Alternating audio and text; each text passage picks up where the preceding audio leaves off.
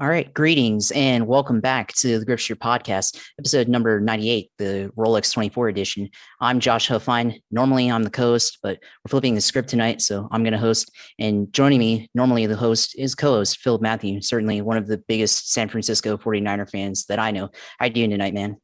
Yeah, well, I wasn't doing great in the aftermath on Sunday night there, Josh, but we're doing better.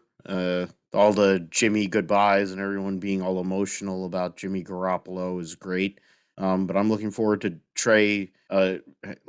Greg Papa yelling Trey area after every touchdown because there will be plenty in 2022. Uh, we are going to definitely talk about the Rolex 24, Helio Castro Neves, and Meyer-Shank Racing winning their second major race in the span of, was it 9 months or so? Maybe a little less, 8, 9 months. And that's their first win in the DPI category, I think, also. Yeah, I believe so, Um, yes. and they beat the Action Express team. They beat JDC Miller. That was a great battle there. The Wayne Taylor Racing team, who I picked last week, had to come back from a few laps down and did, but didn't really have the overall pace. In the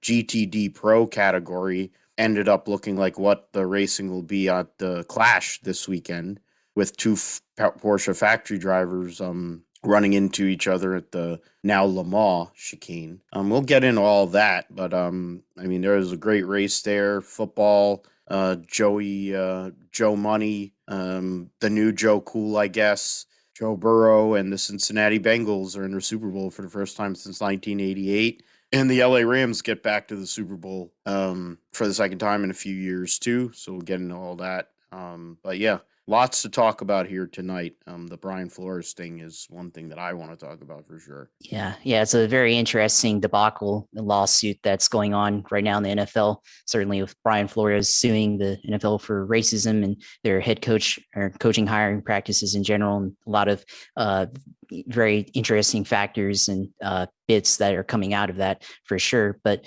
we'll get into the 60th running of the Rolex 24. I attended the race, had a lot of fun there.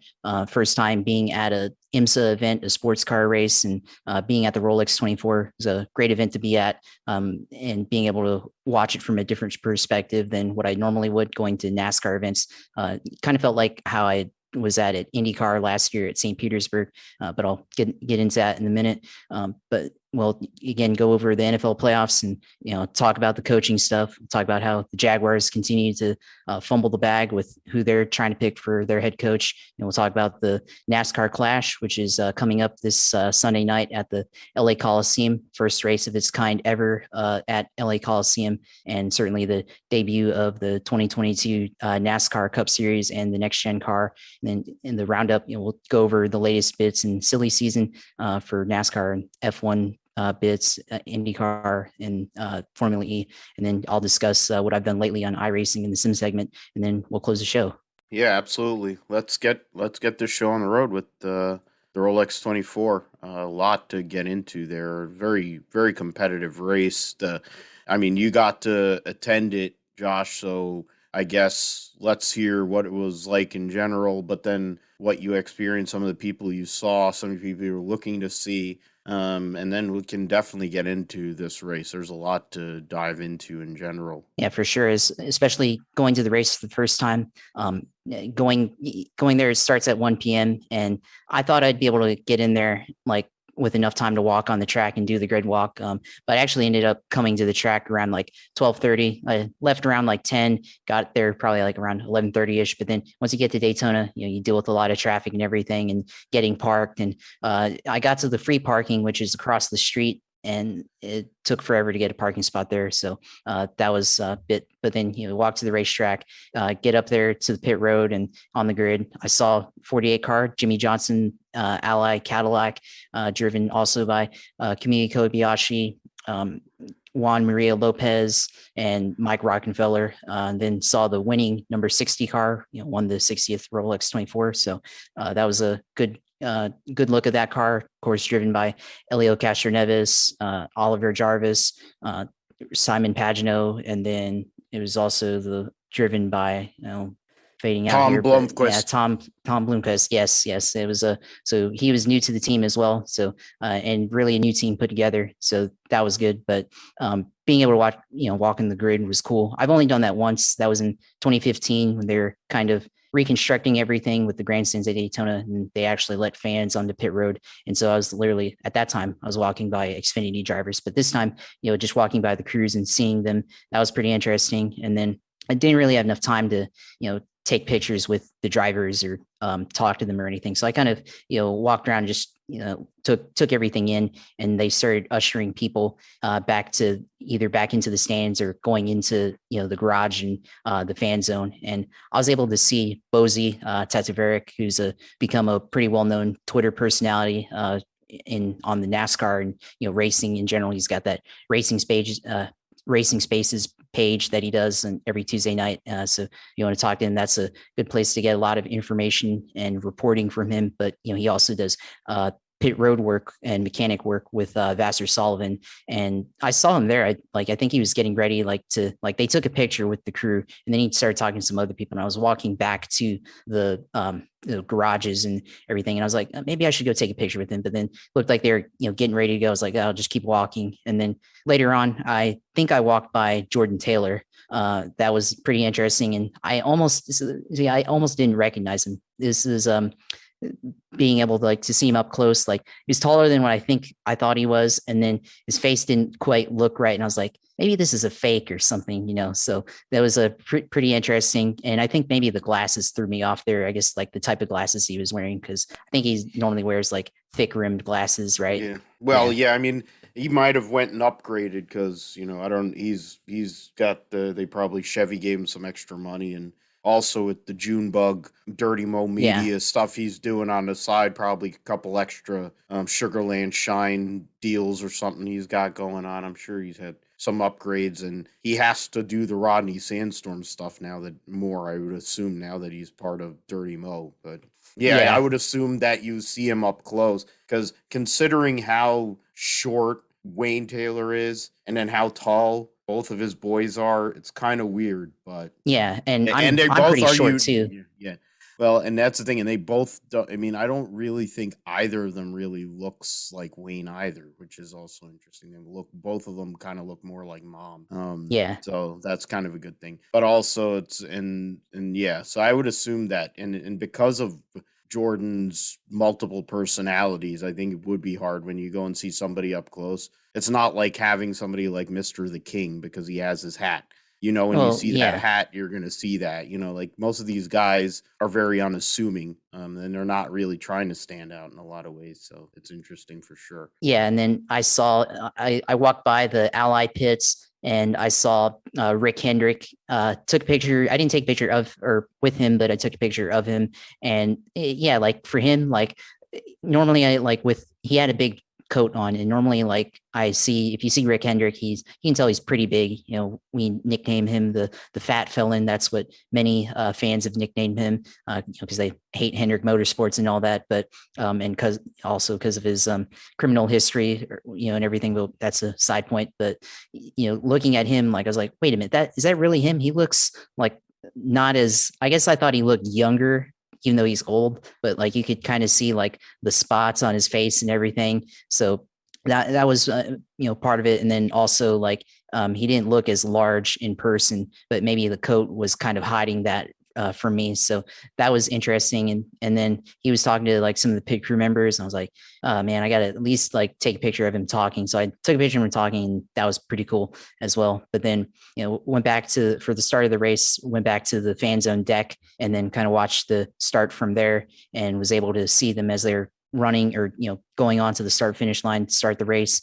And so that was a pretty interesting experience. And hearing these cars race for the first time, it's a lot different than NASCAR, especially the sound. NASCAR tends to be a lot louder than most racing series, but I mean, these cars, you could not wear earplugs and be okay for the most part. And maybe later on, maybe suffer a little bit of hearing damage if you don't go unprotected, or you go unprotected the whole race with earplugs. But for at least the little bit there, you're okay and everything. So that was pretty nice experience, hearing the different, engine sounds that they have. Some of them a lot more high pitched, and some of the other classes a lot more low pitched engine noise. So I thought that was pretty cool. And then later on after that, the initial start went to the infield, and then went to the inner loop.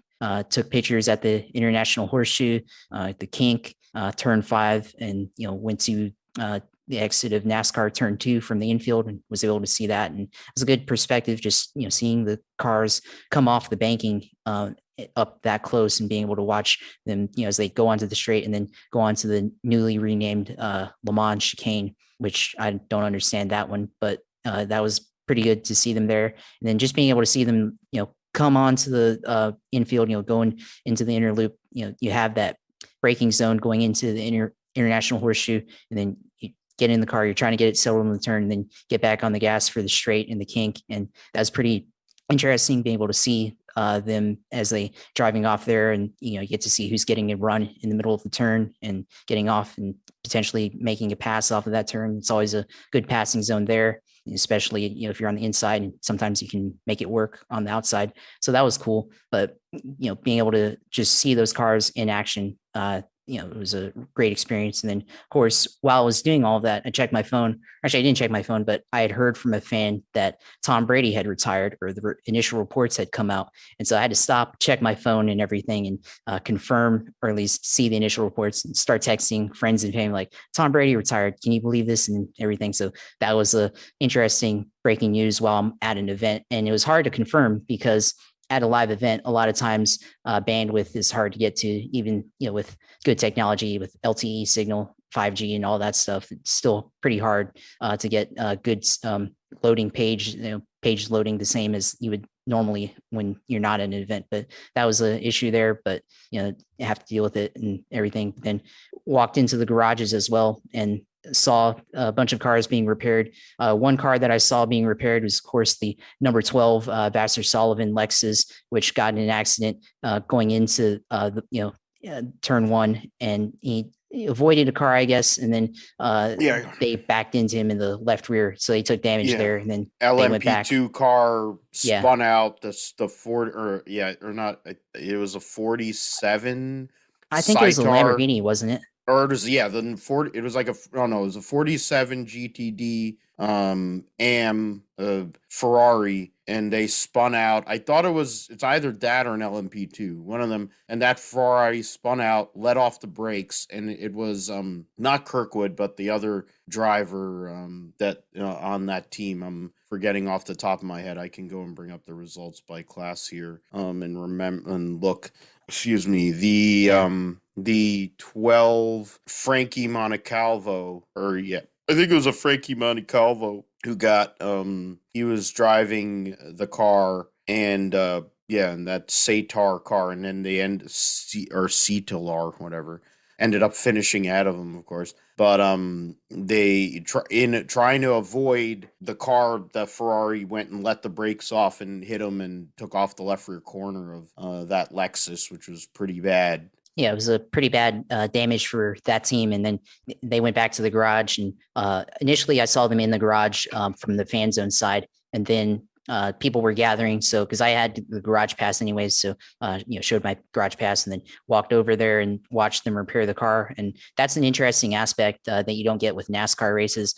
Basically, if you want garage access, you got to have a hot pass or a cold pass, and those are hard to get. And especially in COVID time, they weren't really handing those out that much. But in general, those are very hard to get, and you have to know people to be able to get that kind of access. But in IMSA, IndyCar, you can buy the ticket and you're good to go. So I really like that aspect. And then later on, saw the number 68 G Drive car LMP2.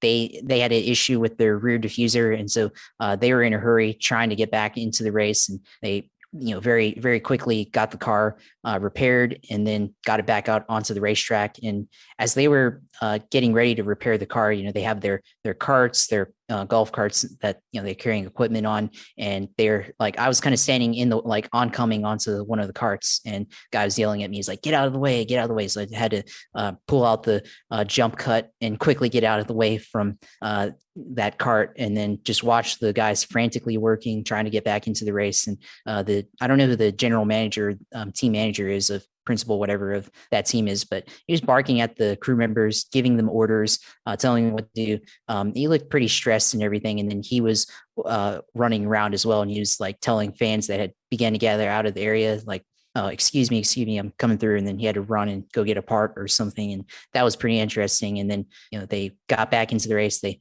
backed out of the stall. And then I had to I was almost in the way again. And then I had to back out of that and then watch them as they back the car out and then get it refired and then go. And then that was pretty cool watching that, because initially when they started up the car, it didn't run, and then, or it did run and then it quit, but then they got it running again, and then he took off, and then everybody applauded, successful repair for that team. So that was a pretty interesting aspect as well. And then went to the infield again, and then looked at the vendor displays for all the different brands that were there. Picked up a free Acura hat, snapback, so that was cool from them. Took some pictures of the new cars that they had on display. Saw the 2023 Acura or 2022 Acura Integra that's supposed to be released later this year. I think it's going to be for 2023 model year, but be released later this year. So that was cool, because it's been talk about whether that car actually looks good. It's going to be a manual transmission car, and being able to see that one in person was cool. Saw the brand new TLX Type S car. It's the car I want to get next car, whenever that is. So that was a cool experience as well, being able to see that. Then bought some stickers, bought Jimmy Johnson's sticker, Elio Castroneves, Wayne Taylor Racing, bought a Ford GT sticker as well, and bought Golf Racing, one of the old Golf Racing cars from back in the day. Got a sticker of that as well. So that was pretty cool. And then got to the point where it's like kind of getting ready to go home and everything. It was getting pretty cold outside, and it was cold during the day in the 40s, but being able to stay into the night, you start to actually feel the cold air, and it started to get to me and everything. Hand start to freeze up and everything, and my hands like couldn't move, and it's hard to start texting people. So Yeah.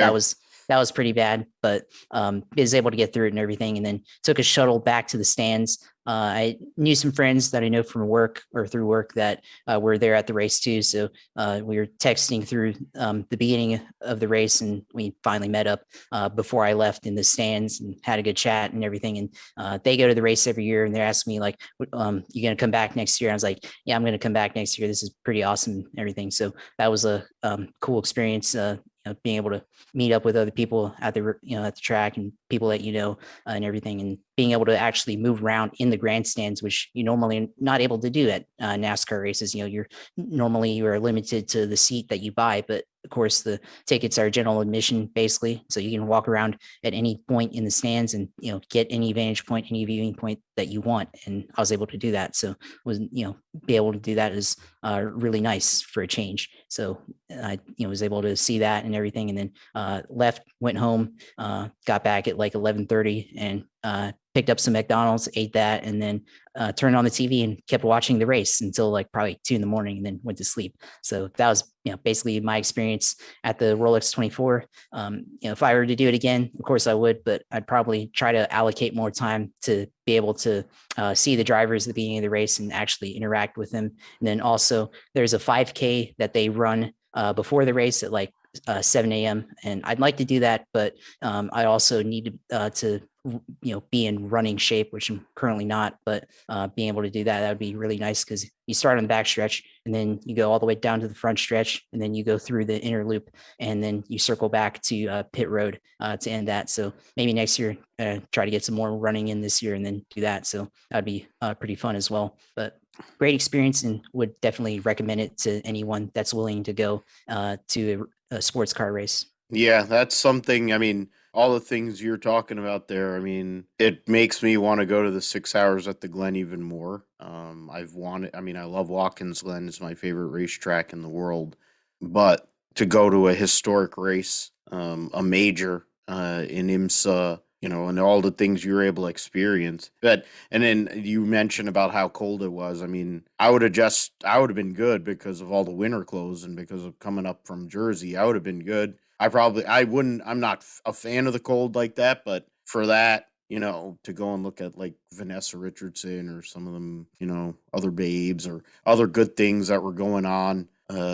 They had lots of heat lamps going on up there in the stands too, which was nice. The Yeah. Peacock broadcast, that's one thing. If people want to complain about Peacock, I'll say this: I sat there and watched the race on Peacock for virtually everything for the vast majority of the race that I watched. It was not on regular TV. That was great. You may not have announcing the whole time. There'll be delays because they're swapping around channels or doing, but in the grand scheme of things, that was great. You're able to see racing the whole time. It's where they're going to show the IndyCar series. They're going to show all the races IMSA. They're going to have. There's so many different things they're going to have on there. I mean, I'm not a shill for NBC, even though I'm a fan of a lot of NBC things in regards to sports. But the Peacock broadcast and what it is was good, really good. And it also was a great debut for James Hinchcliffe as one of their lead analysts.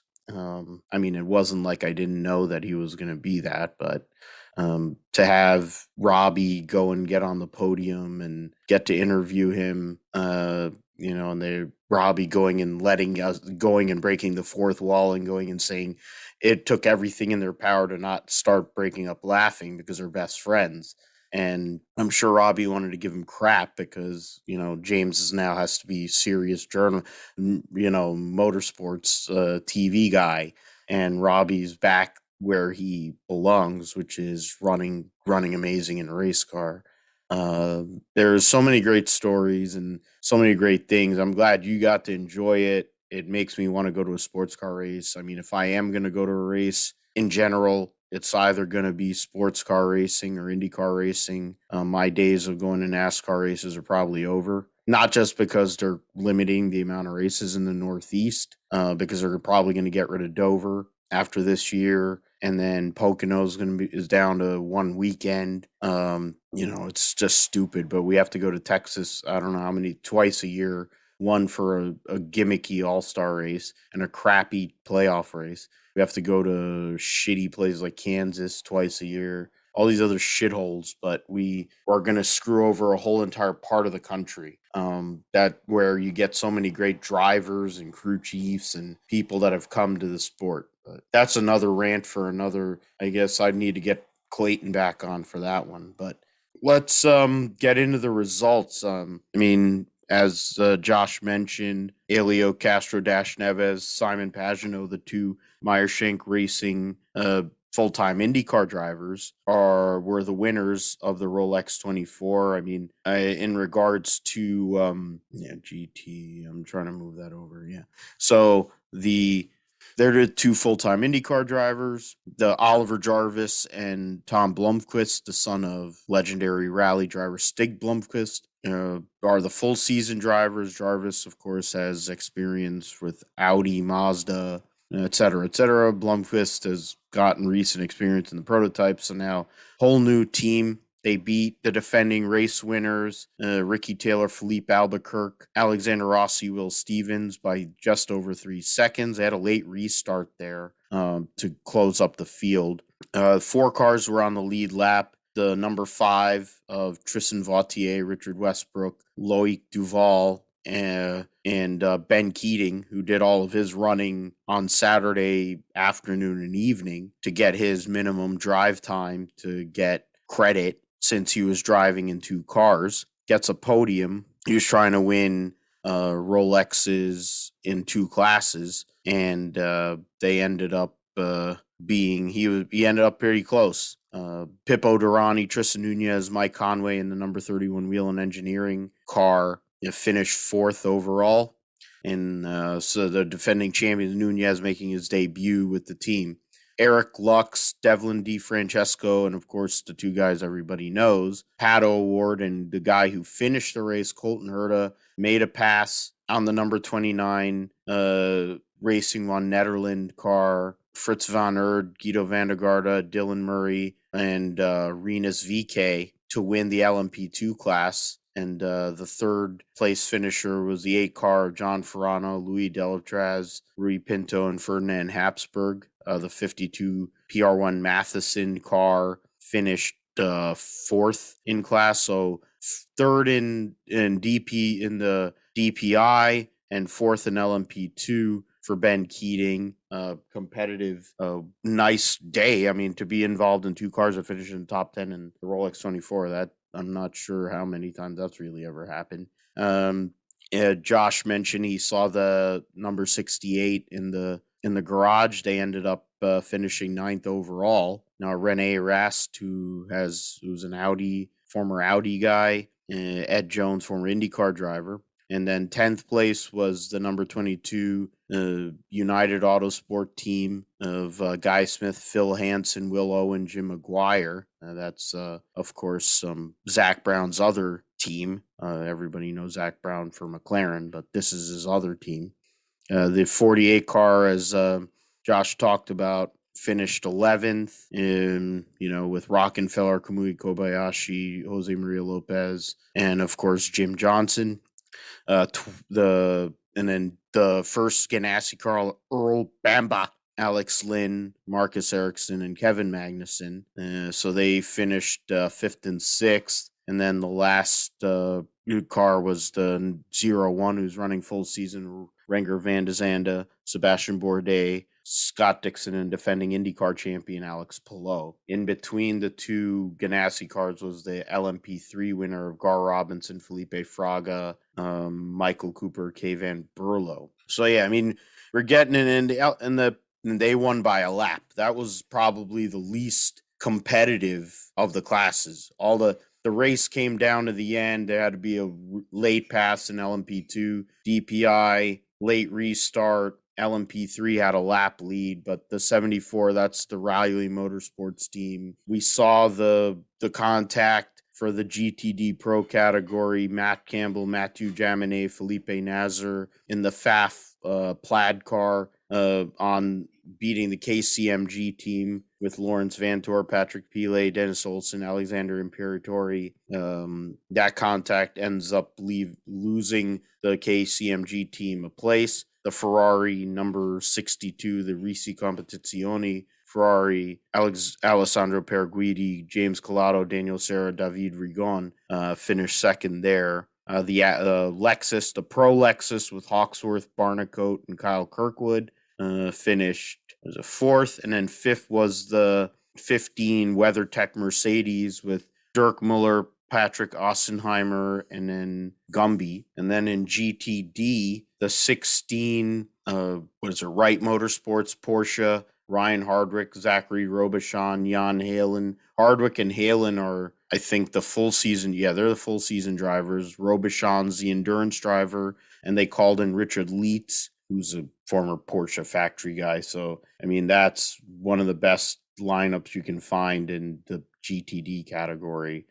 Second place was the Magnus Racing Aston of John Potter, Andy Lally, Spencer Pumpelly, and Johnny Adam. And third was a Mercedes. I forget what team they are. Mike Skeen, Guy Cosmo, Steve McAleer, and Scott Andrews. Guy Cosmo, who got let go from a team that ended up finishing further behind them, which was an interesting backstory that was going on social media. I'm trying to look for that team, actually, because I'm looking for one particular driver. But yeah, Josh, I mean, this race was really competitive. It was a good show. I mean, the Acura shows, it gives you the thing about the BOP, how it actually works. And I'm kind of curious, once we get into the NASCAR stuff here in a few moments, if that'll kind of translate, because Jim France runs both of them. And if the Gen 7 car,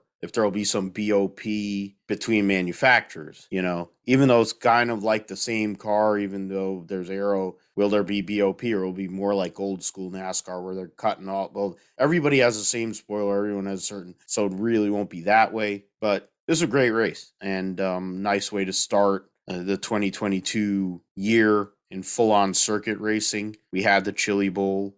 Tanner Thorson won that. This race, though, I think in a sense is really the start of the year, and it had a world commitment because we had WEC teams here on the LMP2 side.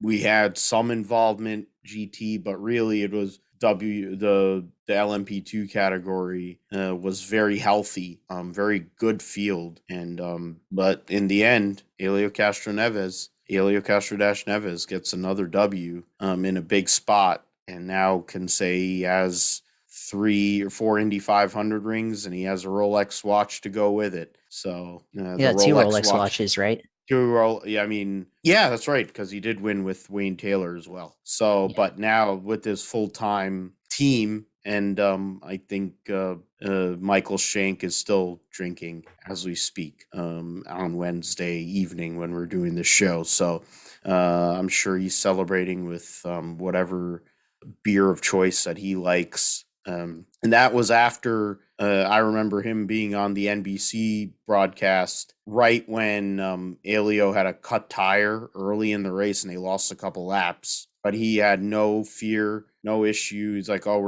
we'll be back, with all the lap cars. The same thing happened with the 10 car with Wayne Taylor. I think they were talking to Wayne Taylor or somebody. I think Alexander Rossi on the pit box. And then they came back too. So it's interesting how the rules work with the IMSA. And, even when you have those kind of situations, you're able to kind of recover. But the days of the being able to last and make it last versus other teams doesn't exist anymore. You have to run it out the whole way. And it leads to great action, honestly, for 24 hours, not just for bits and pieces. But it kind of makes me look forward to next year when there's going to be even more manufacturers and more teams, how that BOP will all land and how it'll be in regards to the GT, not just the new, what will be the GTP category in IMSA. Well, it is now DPI will be GTP, and GTD Pro will be next year for sure. Yeah, it's a pretty interesting and really exciting race for sure. And I think with the Acuras, I think something that helped them was just you talk about the balance of performance is just the pace that they had, especially in straight line speed. You saw once they got onto the NASCAR portion of the racetrack on both ends, whether it was through turns 2 and onto the backstretch, and then, through 3 to the front stretch, you could see the pace that they had compared to the Cadillacs in that race. And Cadillac, they tried to have a strategy where they would have, I think they had less pit stops overall than the Acuras, but they just didn't have the pace that both the 10 and the 60 had. And I think it's probably ended up being the difference there for those teams. And, even in the middle of the race, you saw the 0-1, the 0-2, they both were probably the class of the field to start out. And probably through the middle portion of the race, you would have thought that those guys would have won, but then they ran into issues. The 48 ran into issues. They got incident with the 0-1 in the, I think at hour 2 of the race or something like that. They made contact with the left or right rear and the left front of 0-1 with Sebastian Bourdais driving. So that was the first thing that happened to them. And then, their car had issues and they probably ran too hard, I think, for the 48. That's one of the things that I picked up off the broadcast is they probably ran way too hard at the beginning, and then car faded away. And then in the middle of the night, Jimmy Johnson, I think he spun out or something. And then they took damage on the right rear suspension or something. And then they, had to go back to the garage. They lost a bunch of laps. And then I think spun out later again in the middle of the night. But that was kind of what derailed them in that one. But throughout, the entire event, I mean, you see the differences in performance, but with, each class and within class, but still it's pretty competitive. I mean, even for the Porsches at the end in GTD, it came down to the final chicane, and I mean, Rubin's racing, and that's, what they say and everything. And, with the way that ended, normally, contact, you don't want to see that, but it was just good, hard racing. And at the end, the drivers, none of them were frustrated. And of course, if you're on social media and you saw the post with the two Porsches and what they had to say about that incident, especially with Lawrence Vantor, what his statement on social media is pretty graceful, especially being able to run pretty hard at the end and have a chance at winning in your class in GTD, or in GTP. But just overall a great event to be at. And I think one thing I'll say from my experience is being able to pay attention to the race. When you're walking around and stuff, admittedly, is kind of a little difficult. I did have the leaderboard on my phone, but and they have the PA over the racetrack, but still sometimes it's hard to hear that, and probably need to figure out a way to get a radio either through my phone, I guess, and just have like earplugs with headphones, I guess, or maybe rent a radio or something like that, so you actually hear the announcers talk and everything, so you at least still have an idea of what's going on, because there was sometimes I was still kind of lost on who was actually leading the race, and then you have to go check your phone and then figure out okay who's leading, and then try to find where they're at on the racetrack, and then try to watch them for a bit. But great competition, and looking forward to seeing the rest of the season here in IMSA, especially DPI, always competitive, and then next year once they have the Le Mans. I guess the new joint Le Mans class that they're going to have that can go compete in Le Mans with WEC. That should be interesting as well. Yeah, it'll be LMDH and DPIH or whatever the fuck it is, and then whatever, I think that's what it is. And then in America it'll be GTP. They had different nomenclature back in the day as well. I know that certain people were kind of like, oh, well, of course they're going to do that. But then there is a convergence. Le Mans chicane, there will be a Daytona chicane at Le Mans now. The first of the two Mulsanne chicanes will be the Daytona chicane. So it's fine. The GTP name, and it's one of those things that's just iconic. Everyone thinks about it. It's what sports car racing is all about. I mean, the cars were cool. They were fast. There was different teams all over, multiple manufacturers. So it's the same thing in a sense. And the cars and the drivers were some of the best drivers in the world. You think about Jeff Brabham and Davy Jones and Juan Manuel Fangio and PJ Jones, not related, PJ Jones, Davy Jones, and others, Chip Robinson from New Jersey, amongst others, back in the original GTP era. And now this new GTP era coming next year, the kind of drivers that we have, it's going to be great to see what happens with that. For the manufacturers that are going to be here full time, there will be teams that'll be kind of flying in. I figure if they don't do Daytona, they might actually try to do.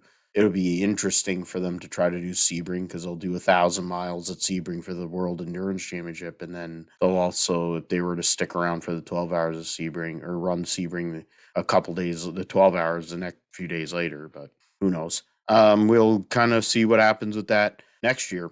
But we should go into the Clash. I mean, there's a lot of NASCAR stuff going on, but what is going on for sure this weekend is the Busch Light Clash at the Coliseum. I consider it the Busch Light demo derby at the Coliseum, Josh. But 36 cars, all the chartered cars, because they have to run based on the contracts they sign as part of the REC and charter agreements, and so that'll be that. There'll be heat races. There'll be practice early in the morning on Saturday, West Coast time. So it'll be like 9:30 to 12:30. It looks like, or no, 9:30 to 11:30, and then they'll have qualifying at 5 in the evening on Saturday. The heat races will take place 12 noon on Sunday on East Coast time. No, that's all West Coast time.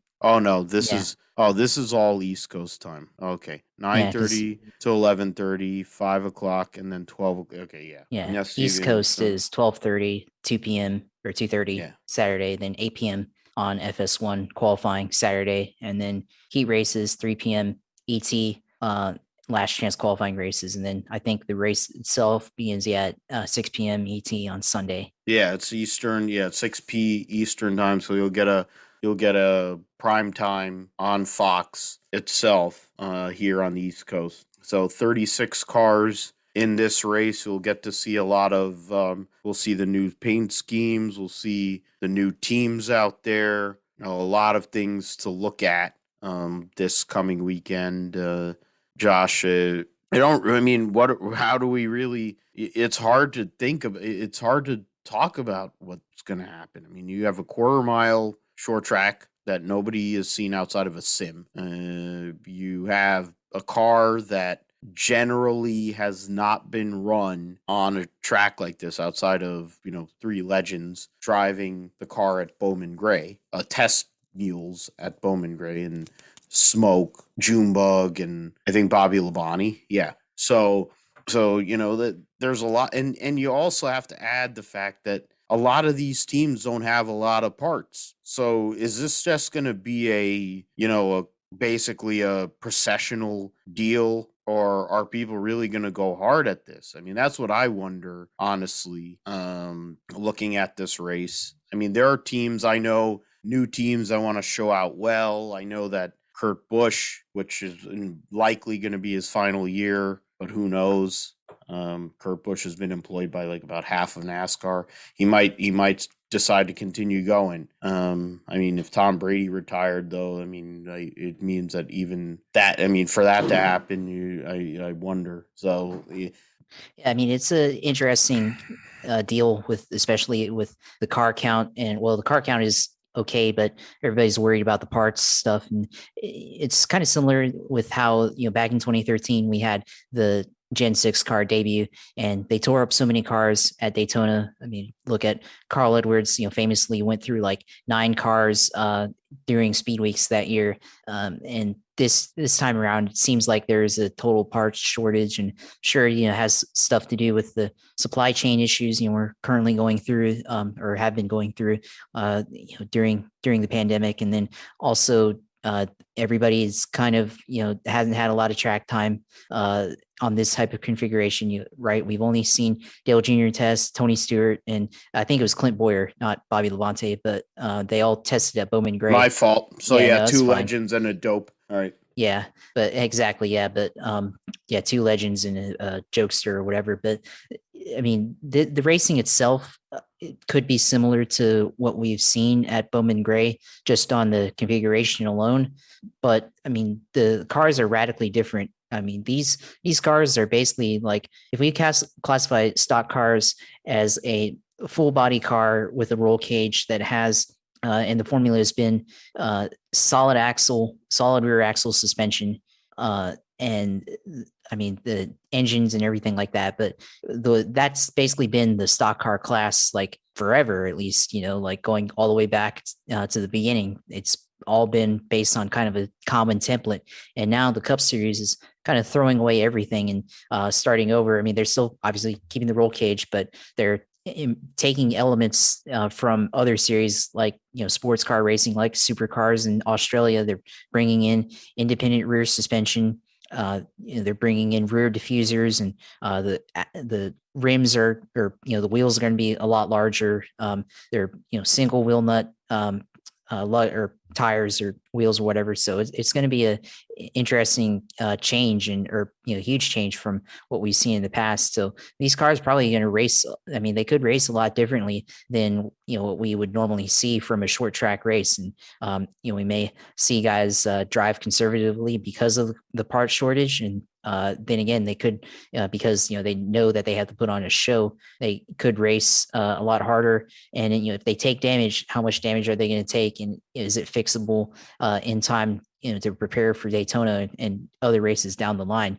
I saw a thing on Motorsport. I guess one of the executives from Toyota believes that because the speeds are going to be slow enough, I guess around 80 miles an hour average, that we shouldn't see too much damage. But it doesn't take much to damage a car in any respect or any aspect. So it's going to be interesting if they can race closely together and put on a good show without crashing, or is it going to turn into a demolition derby like we've seen at a lot of these short track races, and really a lot of NASCAR races in general, especially big races like this end up turning into demo derbies. And, we don't want to see that, but, at the same time, just be able to race each other without needing to worry about clean air or anything like that, especially on this configuration. You're not really going to run into aerodynamic issues, but at the same time, what I'm interested in is, are they going to be able to race closely together and be able to sustain that for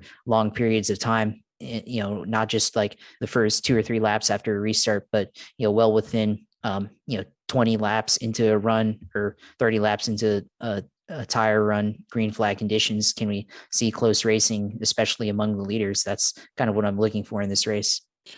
Yeah, and I wonder about the diffusers. I also wonder about the front ends of these cars.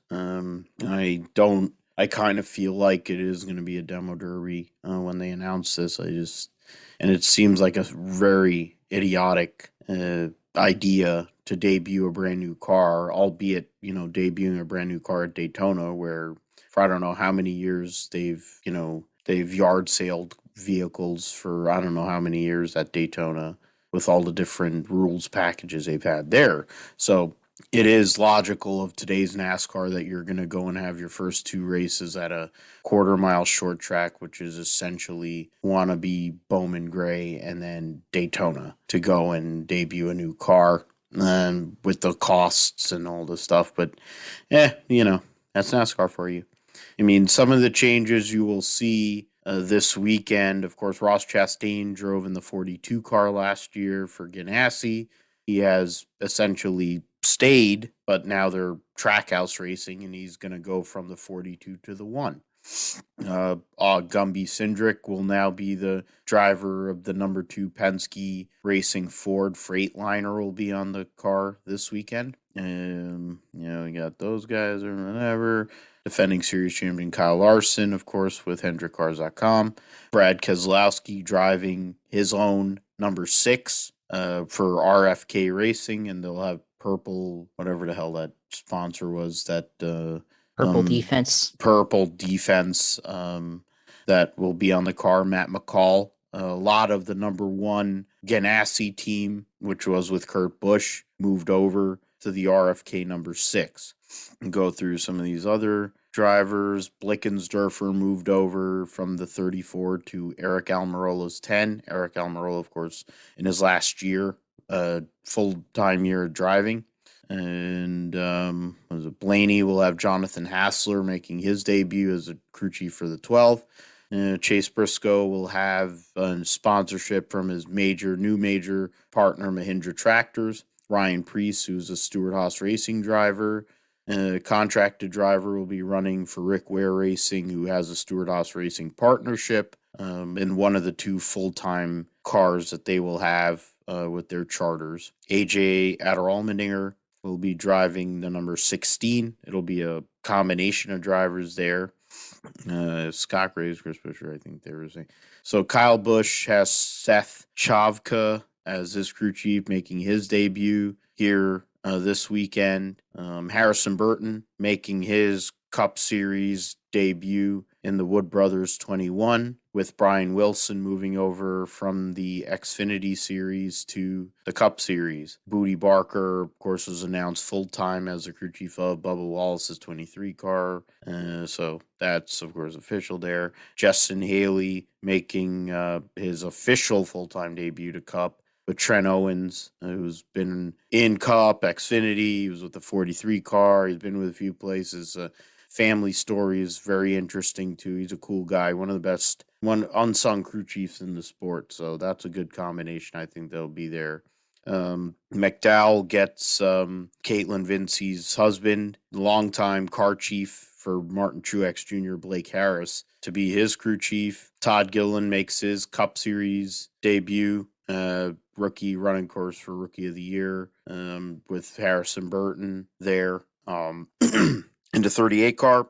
And then the Petty GMS team, which will have Ty Dillon returning to the Cup Series with new crew chief for Cup and in general, Joey Cohen. Dave Ellens moves from Gagson's number 9 to move up the Cup with Eric Jones. They'll have focus factor on the car there. Kurt Busch goes to 2311 to drive a Toyota now, so I think he's driven every manufacturer that has existed since the year 2001 in the Cup Series. Billy Scott, former crew chief for him on the 41 when he was at Stewart-Haas, comes back and he will be the crew chief on the 45.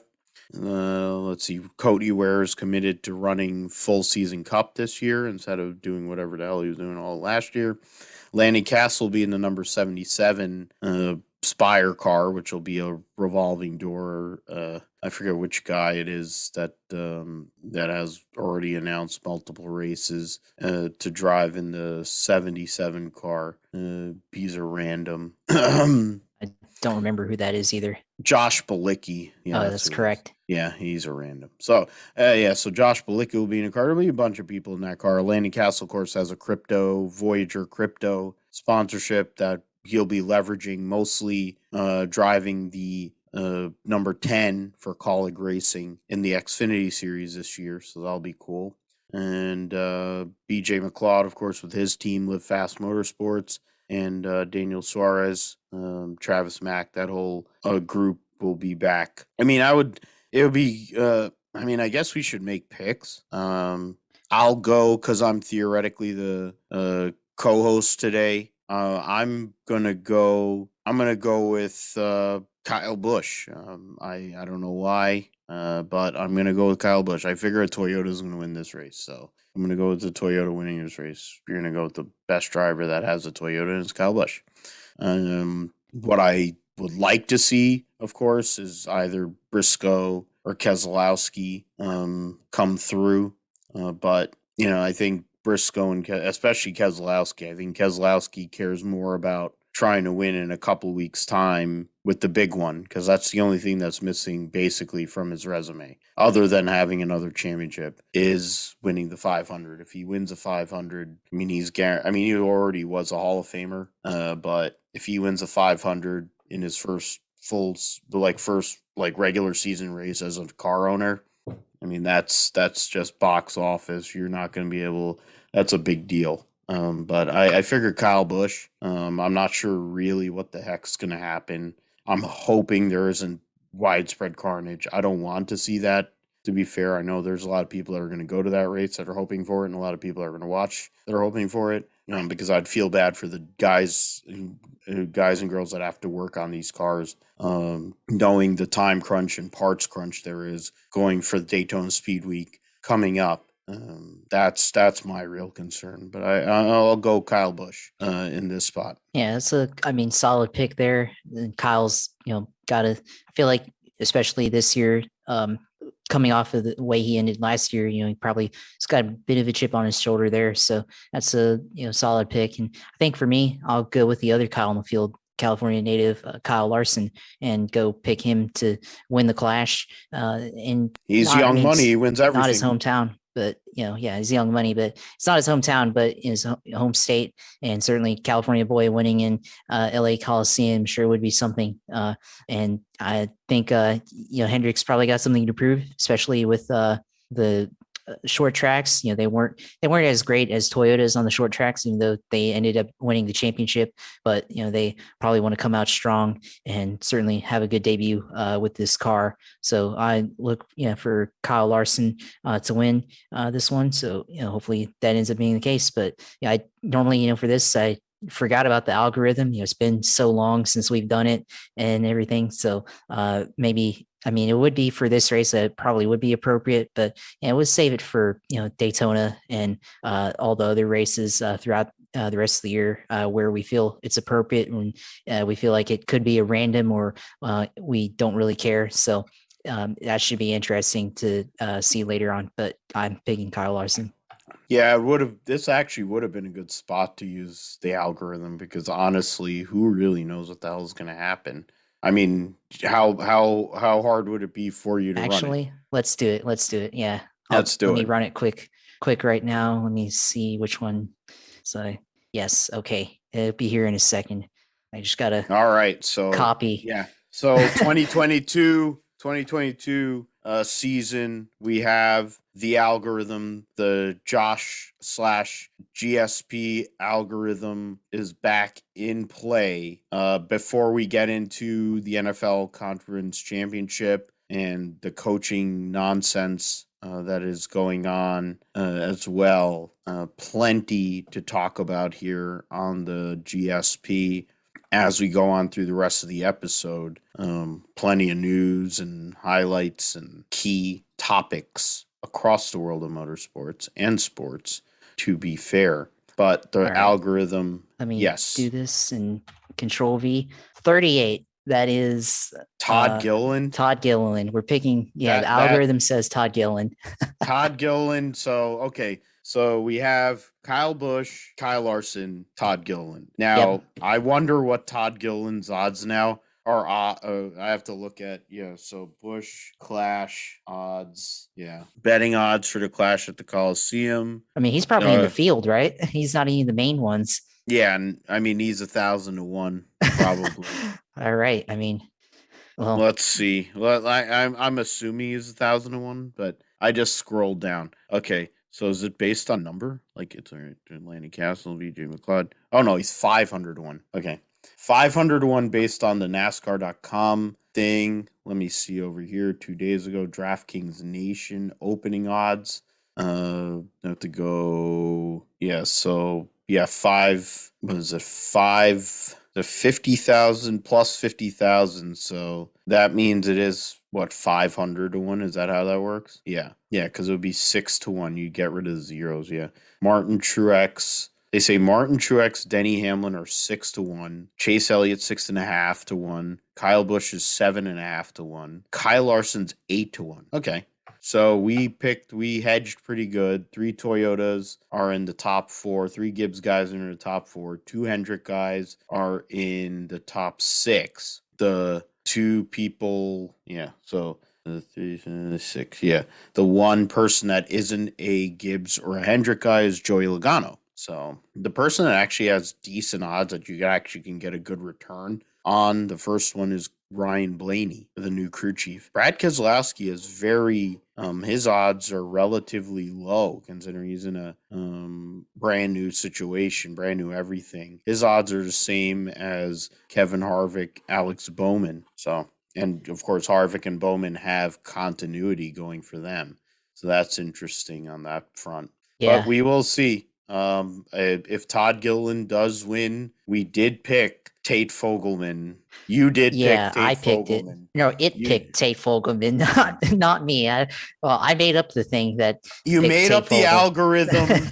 We name it Josh/GSP algorithm picked Tate Fogelman to win. We didn't expect him to go and he wrecked the field. He to go and send John Hunter. But I mean, it's his dad. He comes from a short track family. He knew he wasn't gonna ever get a chance ever to get that close to winning a race again, and he went and sent effing John Hunter, and it could happen. Todd Gilliland could get into the main event, and he could go and send somebody.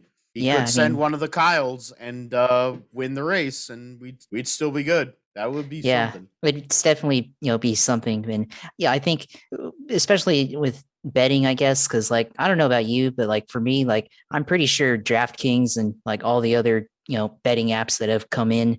I mean, we'll get into it in a minute, especially with the Flores situation, because there's a tie into betting there. But I'm still not able to, I guess right now, I can't download. I mean, I have DraftKings, I think, on my phone, but I mean, based on my address, I'm not allowed to place any bets or anything because they haven't legalized, I guess, online gambling. In Florida, really? In Florida, yeah. That's crazy. Yeah, it's crazy, yeah. And I mean, right now, I see commercials online or on TV for anti-gambling, don't let the gambling companies take advantage of Florida or whatever, stuff like that. But I mean, I figure, I mean, you're in New Jersey, so I mean, you open up I mean, DraftKings, Barstool's on there too, and some other draft or betting apps. So you pick any of one of those apps and go and make a pick for the clash, and you probably get some decent amount of cash probably. And if you're feeling it, put Tate or not Tate, but put Todd Gillen in there and maybe win some cash for the GSP. it's making I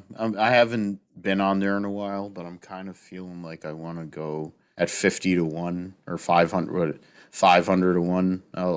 I'll take that for.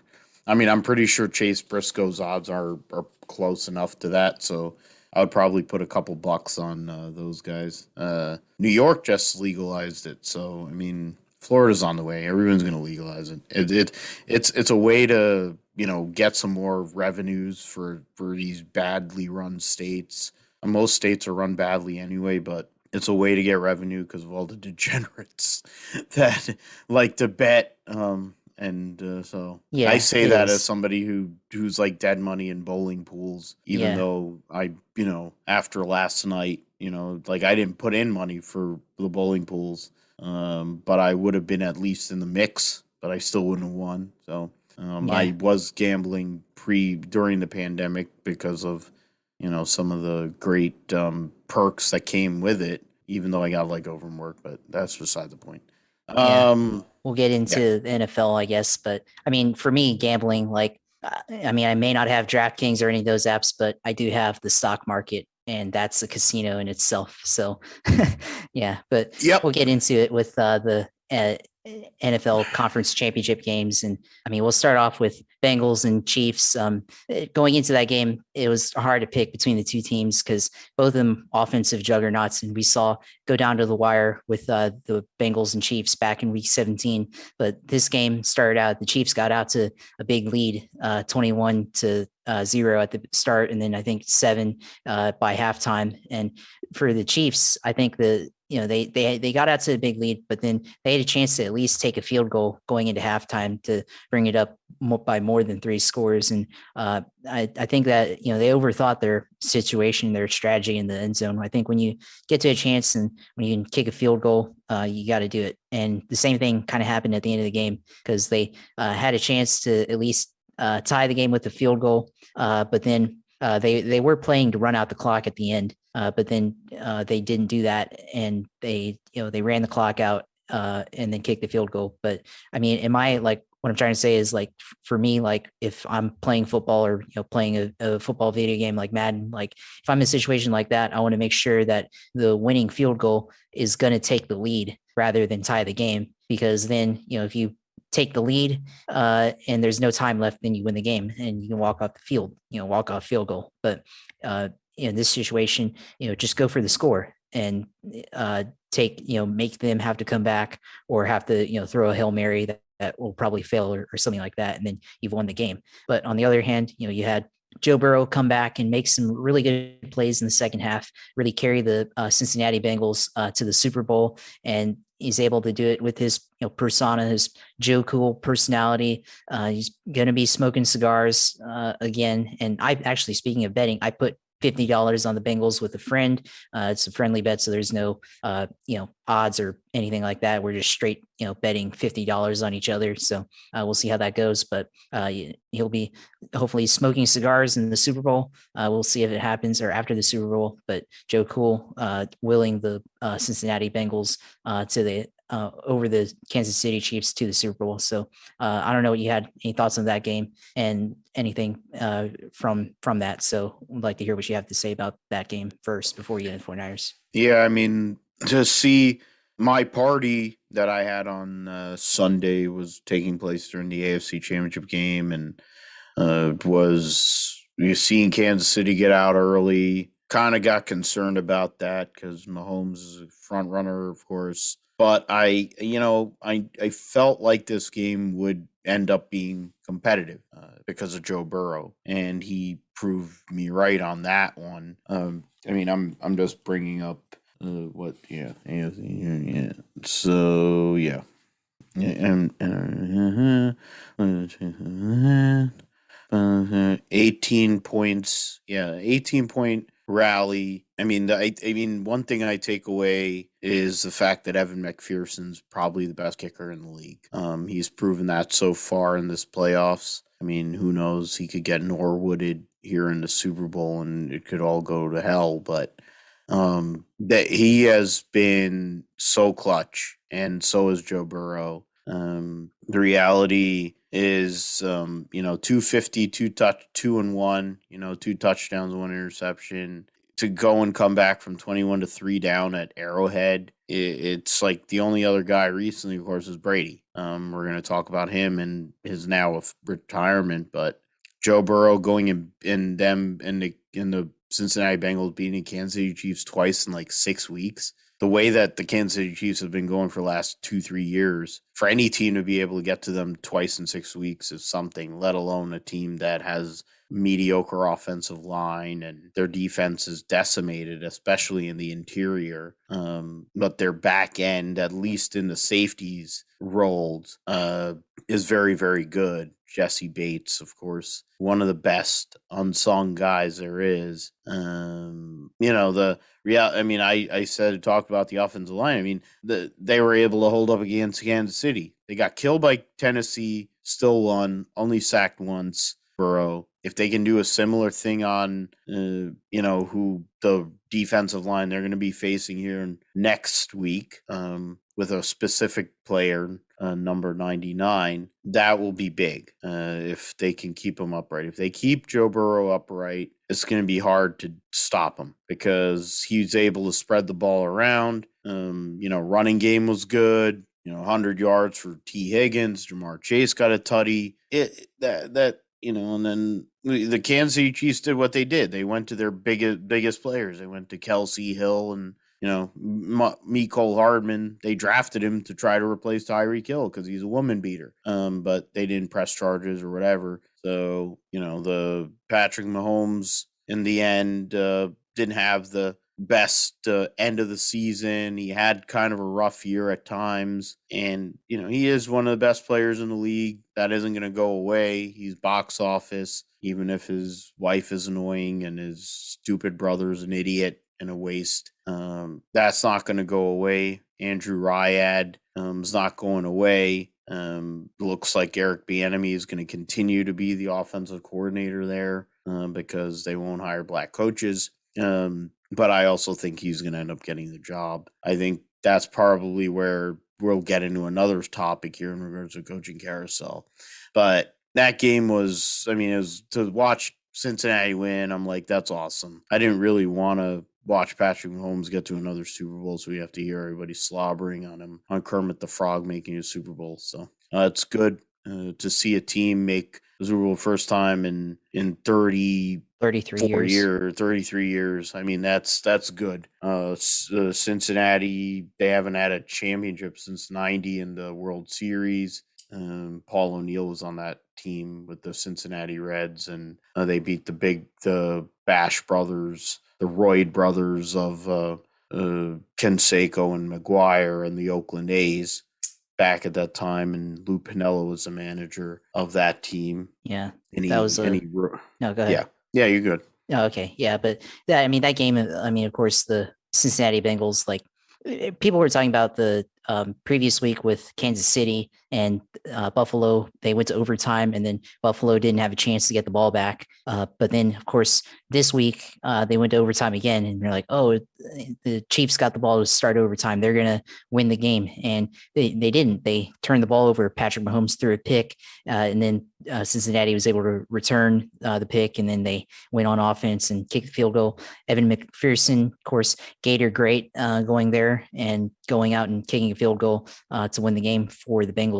So, point there is just like, people talked last week, like, oh, teams should get NFL, change the NFL overtime rules so that everybody gets a fair shot at getting a touchdown. And it's like, no, just play defense. And it's exactly what happened on Sunday. The Cincinnati Bengals, they executed on defense in the second half, limited them to 3 points total in the second half. And then they shut them down in overtime. And that's what ended up happening. You just play defense. That's what you got to do in overtime. There's no need for guaranteed possessions, in my opinion, in the NFL. And then also, of course, the Cincinnati Cincinnati, being able to go to the Super Bowl for the first time, if they win, there's been a meme going around, or I guess a TikTok, like MJF from AEW says he just went on like an anti-Cincinnati rant at their show in Cincinnati. He was like, he called everything in Cincinnati mid. He said Cincinnati chili mid, or Skyline chili mid, Cincinnati Reds mid. You haven't won a World Series since like 1970s or whatever. Cincinnati is mid, I think is how it goes. So if they win the Super Bowl, can't really say that Cincinnati is mid anymore. Yeah, I think Joe Burrow's going to go and change that narrative. I mean, 1990 to now, it's a long time, but Joe Burrow is the truth. In the end, it should have been Buffalo and Cincinnati. I think it would be an even better game. For my boy, Professor J, I think Buffalo would have won that game too. So the ideal Super Bowl for me as a fan could have possibly happened if the other game had went a certain way. But you can go and get in on that first. Yeah, we'll get into that now with of course, I've been trying to manifest it, and we'll get into that. The San Francisco 49ers made it to the NFC Championship game. Been trying to say that they'd go to the Super Bowl. And they played the LA Rams in Los Angeles. Looked good, for most of the game. It was a tough scoring game, a lot of defense. The San Francisco defense held the offense of the Los Angeles Rams in check, and they were able to keep them out of the end zone for most of the game, but they were still able to get touchdowns to Cooper Kupp. They got a field goal, and it was tied at 17-17 in the fourth quarter. And then Jimmy Garoppolo couldn't do it anymore and threw a pick. I mean, he was under pressure anyways. He was just trying to get rid of the ball, and then threw a pick that was tipped off of his running back and got intercepted. And then that was over for the 49ers. But the game itself, Deebo Samuel basically carried them for a lot of that game, got the first touchdown of that game to open it, the scoring. And it was looking like it was going to be the 49ers even through the fourth quarter. They had a 17-7 lead, 10 points. It seems to be a reoccurring theme for the 49ers, because they had a 10-point lead in the Super Bowl 2 years ago, and then they failed to close that one out. Kyle Shanahan, of course, failing to close out another game, failing to close out the Super Bowl in 2016, Super Bowl 50, or Super Bowl 51, failed to close out that game. And then, the 10-point lead in a championship game brings me back to the 2017-18 Jaguars, where they faced Tom Brady and the Patriots in the fourth quarter and had a 20-10 lead there. And then that lead evaporated, and then they lost that game. And unfortunately, Blake Bortles wasn't able to make the passes to keep them in the game to win it. And, they ended up losing because they couldn't generate offense. And that's pretty much what happened. The 49ers had pretty good defense for the most part, but then they were still able to get scored on by Cooper Kupp and Matt Stafford. But then Jimmy Garoppolo, they had a chance in the fourth quarter. It was 4th and 2 on the 45 of the LA Rams, and they had a chance there to try and go for it, but they didn't. And then they punted. And I feel like in that situation, with the amount of time clock that they had left, they should have tried to go for the first down, and then keep the ball away from Matt Stafford and the Rams. Because when you get to that point in the game, it begins to feel like, well, they may get the winning score, and then you have to go out and get a field goal for the 49ers. And I think just the way that they coached in the fourth quarter offensively, they didn't do enough, I think, to win the game, especially on that final drive. Not the final drive, but the drive where they had to punt on 4th and 2. They decided to motion Trent Williams, who was on a grade 2 high ankle sprain, and then they handed the ball off up the middle and got stuffed. And they didn't really have much of a running game all game. And for the 49ers, that's been their strength, but they got held in check. And Jimmy Garoppolo, he has his 1 or 2 good drives, but then, overall, he was pretty mediocre in that game. And then it's most likely going to be his last game as 49er. He'll get traded, and then Trey Lance will assume the role as a starter for the 49ers. But, Phil, been wanting to hear what you have to think about this game, all the emotion, let it, the frustration, wash away here, and let us know what you think. I mean, to be honest, Josh, it's funny that bowling party that I was talking about during the AFC Championship game filtered and flowed into the NFC Championship game because Bolero, in their infinite wisdom, doesn't know how to run parties. Though, considering how much money I've spent on parties there for the last 2 years, probably you could say, oh, well, Phil, your money is not well spent, or you can come up and, well, fuck you. Everybody that came to my party had a great time. It had less to do with them and more to do with the amount of the food, booze, and the fact that we were able to go and sit there for as long as we wanted because we spoke our minds in regards to that. I bowled 191. There's another person there that we bowl with.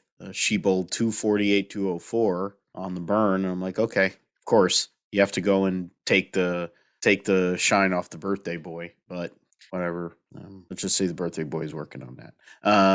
In regards to the NFC Championship game, it was a close game for a lot of it. LA Rams actually played a lot better this time than they have the last 6 times they played against the Niners. The narrative, and I was worried about this. I just felt like the narrative was like, oh, they beat them 6 times in a row. What about a 7th? I'm like, at some point that dam had to break. They've been on borrowed time, the Niners, with their offense. A lot of this has just strictly been Deebo Samuel and a pass here and there to Ayuk, a pass here and there to Jawan Jennings, a pass here and there to George Kittle, who's one of the best effing players in the NFL.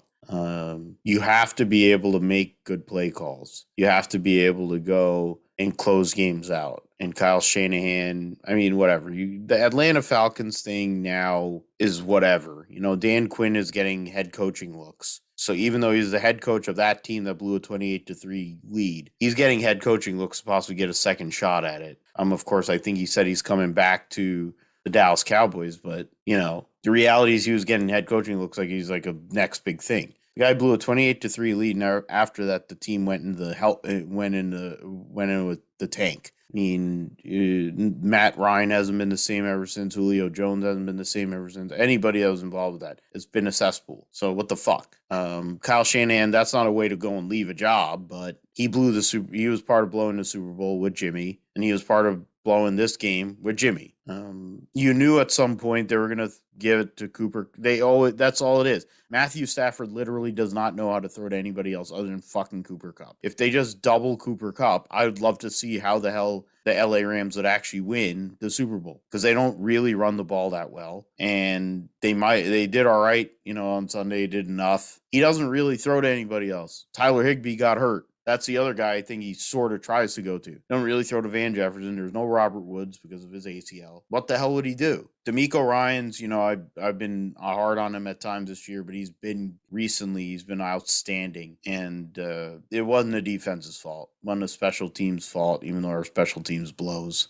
At least our coach does and our punter does. But you got to finish that game. I heard the touchdown to GK. They actually got the ball to GK, so I was already happy about that, let alone he got a touchdown. I'm like, okay, 17-7, I think we can hold this. But you actually have to convert third downs. You have to the whole point of this is you're a quarterback in the NFL, third and shorts, third and reasonables. You have to convert them. Jimmy Garoppolo, God love him, he's an average quarterback. And at the end of the day, between Kyle Shanahan's play calling and Jimmy Garoppolo's effectiveness, it's average, and it's the reason why the Niners didn't win that Super Bowl a couple of years ago. They weren't able to keep the defense on their opposition's defense on the field. They weren't able to go and keep the ball out of the hands of a theoretically better quarterback. Matthew Stafford is a better quarterback than Jimmy Garoppolo. Is he that great? Not really. But in the end, they're going to be at home playing the Super Bowl here next week. Second year in a row that's happened, after it never happening before. It blows. I really didn't get to watch the end of the game. I only heard the end of the game. It's bittersweet. But in the end, a lot of what I take away from this game is we probably would have been in the same spot with Trey Lance. I think we would have been in a similar position to make the playoffs. We may have not gotten to the NFC. I honestly believe a lot of what we did this year the Niners could have been done with Trey Lance, and we didn't have to worry about Jimmy Garoppolo. What has happened is Jimmy Garoppolo is probably going to get the Niners' first-round draft pick from somebody to quarterback their team. And if that's the case, they already got more value than what they had to give up for Jimmy Garoppolo. If they don't get that, they'll definitely get a second, and they might get 2 seconds. And in the end, that's basically what they gave up. So then you get equal value, might get some money, consideration, something. He did his job. Jimmy Garoppolo made the Niners relevant again as a quarterback when he was on the field. The problem was he wasn't on the field for basically 2 years, and the Niners sucked. Is that just because of him? Is it because of the way that things were managed between Shanny and Lynch? Who knows? Reality is the 2 years that he was actually on the field, and for the few games he was on the field in 17, they generally won. But in big spots, Jimmy Garoppolo had a really hard time coming through, or was generally non-existent in those big spots. Trey Lance, I believe, and it's not my own personal fandom and bias, the dynamic aspect of Trey Lance makes me believe, with Shanahan actually getting out of his ass, and then of course with Debo, with Ayuk, with Eli Mitchell, with the possibility of a Raheem Mostert coming back, GK, you can make something happen. You have the best left tackle in the league in Trent Williams. You have one of the best centers in the league in Alex Mack. Laken Tomlinson is one of the most reliable left guards. So you already have 3/5 of that line ready. Yeah, the right side needs a little help, but you can do work. A lot of pieces are returning. The secondary, it seems like, might finally be in a position to compete. Yes, she got beat by Cooper Kupp, but everybody got beat by Cooper Kupp. In the grand scheme of things, it's possible that's what Cincinnati might lose that way, but they're probably going to double him. I would. If it was me, I would double him and make it so that somebody else has to beat him. Make Matthew Stafford actually have to make some throws, because he'll throw picks. And if he throws picks, then it'll be a good Super Bowl for Cincinnati. We'll get into that next week though, Josh. But I was dealing with other stuff. It was sad. I was depressed. To get that close, I know you got that close a couple of years ago. I mean, getting to the Super Bowl and losing is even worse. So I guess I don't have to deal with that. But getting that close, it's hard to get that far in general. Having the lead in the fourth quarter and shitting the bed really sucks. But there's a lot of positive things to build on going into 2022. Yeah, there's a lot of things to build on for sure. A lot of positive takeaways. It's not like it's over. It's not like the Bucks face unknowns now. Of course, with Tom Brady retiring, but you have a future quarterback in Trey Lance, who is more than capable enough of being able to be more than Jimmy Garoppolo. And that's one thing I think of with the way quarterbacking in the NFL, I guess, is you have to have a quarterback who's able to make the throws and go down the field. You saw down the stretch Garoppolo beginning to struggle and he wilted under pressure. And I feel like with other quarterbacks, they're able to make something happen. I mean, you see it with Joe Burrow, seeing it with Patrick Mahomes. Even Matt Stafford, who looked like he was injured for most of that game too, able to do something. And even other quarterbacks in this league, like Russell Wilson and even Trevor Lawrence has been able to make stuff happen on his own. But I mean, we'll see what happens and going into next year. Hopefully, they're able to continue sustained success and they are able to make another run potentially and win the Super Bowl next year. But I know the feeling, of course, 10 points in the fourth quarter, you feel like it's going to happen, but then just slowly kind of just like it's like, I don't know, Chinese water torture or whatever, the water just slowly dripping on your face. And as the time goes down and then the other team takes the lead, and then, you kind of just like cringe, I guess, and internally, as the team ends up losing the game. It's a bad feeling to have, but of course, we're nothing without pain. So I think we'll certainly have positive times ahead for the 49ers. But I mean, for me in this game, I mean, there is the Jaguars aspect. They traded for Jalen Ramsey 2 years ago.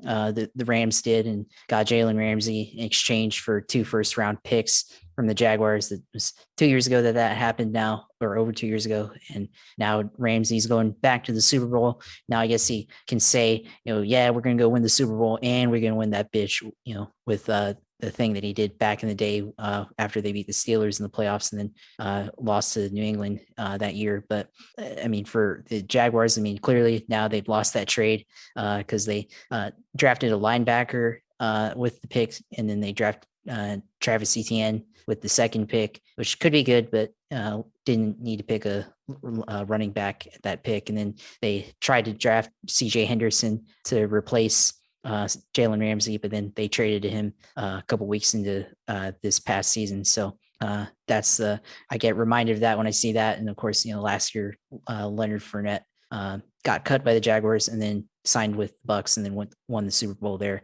But good times are ahead, hopefully, for both of our franchises going into next season. But now we'll talk about the coaching carousel, of course, in the NFL. I mean, we'll start off first with Brian Flores suing the National Football League and suing the New York Giants. I think those are the two parties that has filed the lawsuit against. And of course, basically the lawsuit is not alleging, but filing for claims of racism and discrimination and against Black coaches, Black executives, and listed incidents that he had to deal with in his hiring experiences, going to interviews. And I mean, of course, the lawsuit starts out citing all the statistics of Black coaches in the NFL and the history of racism in the NFL when it comes to the executives, and just from allowing integrating players, and then also just the history of Black head coaches in the league and everything.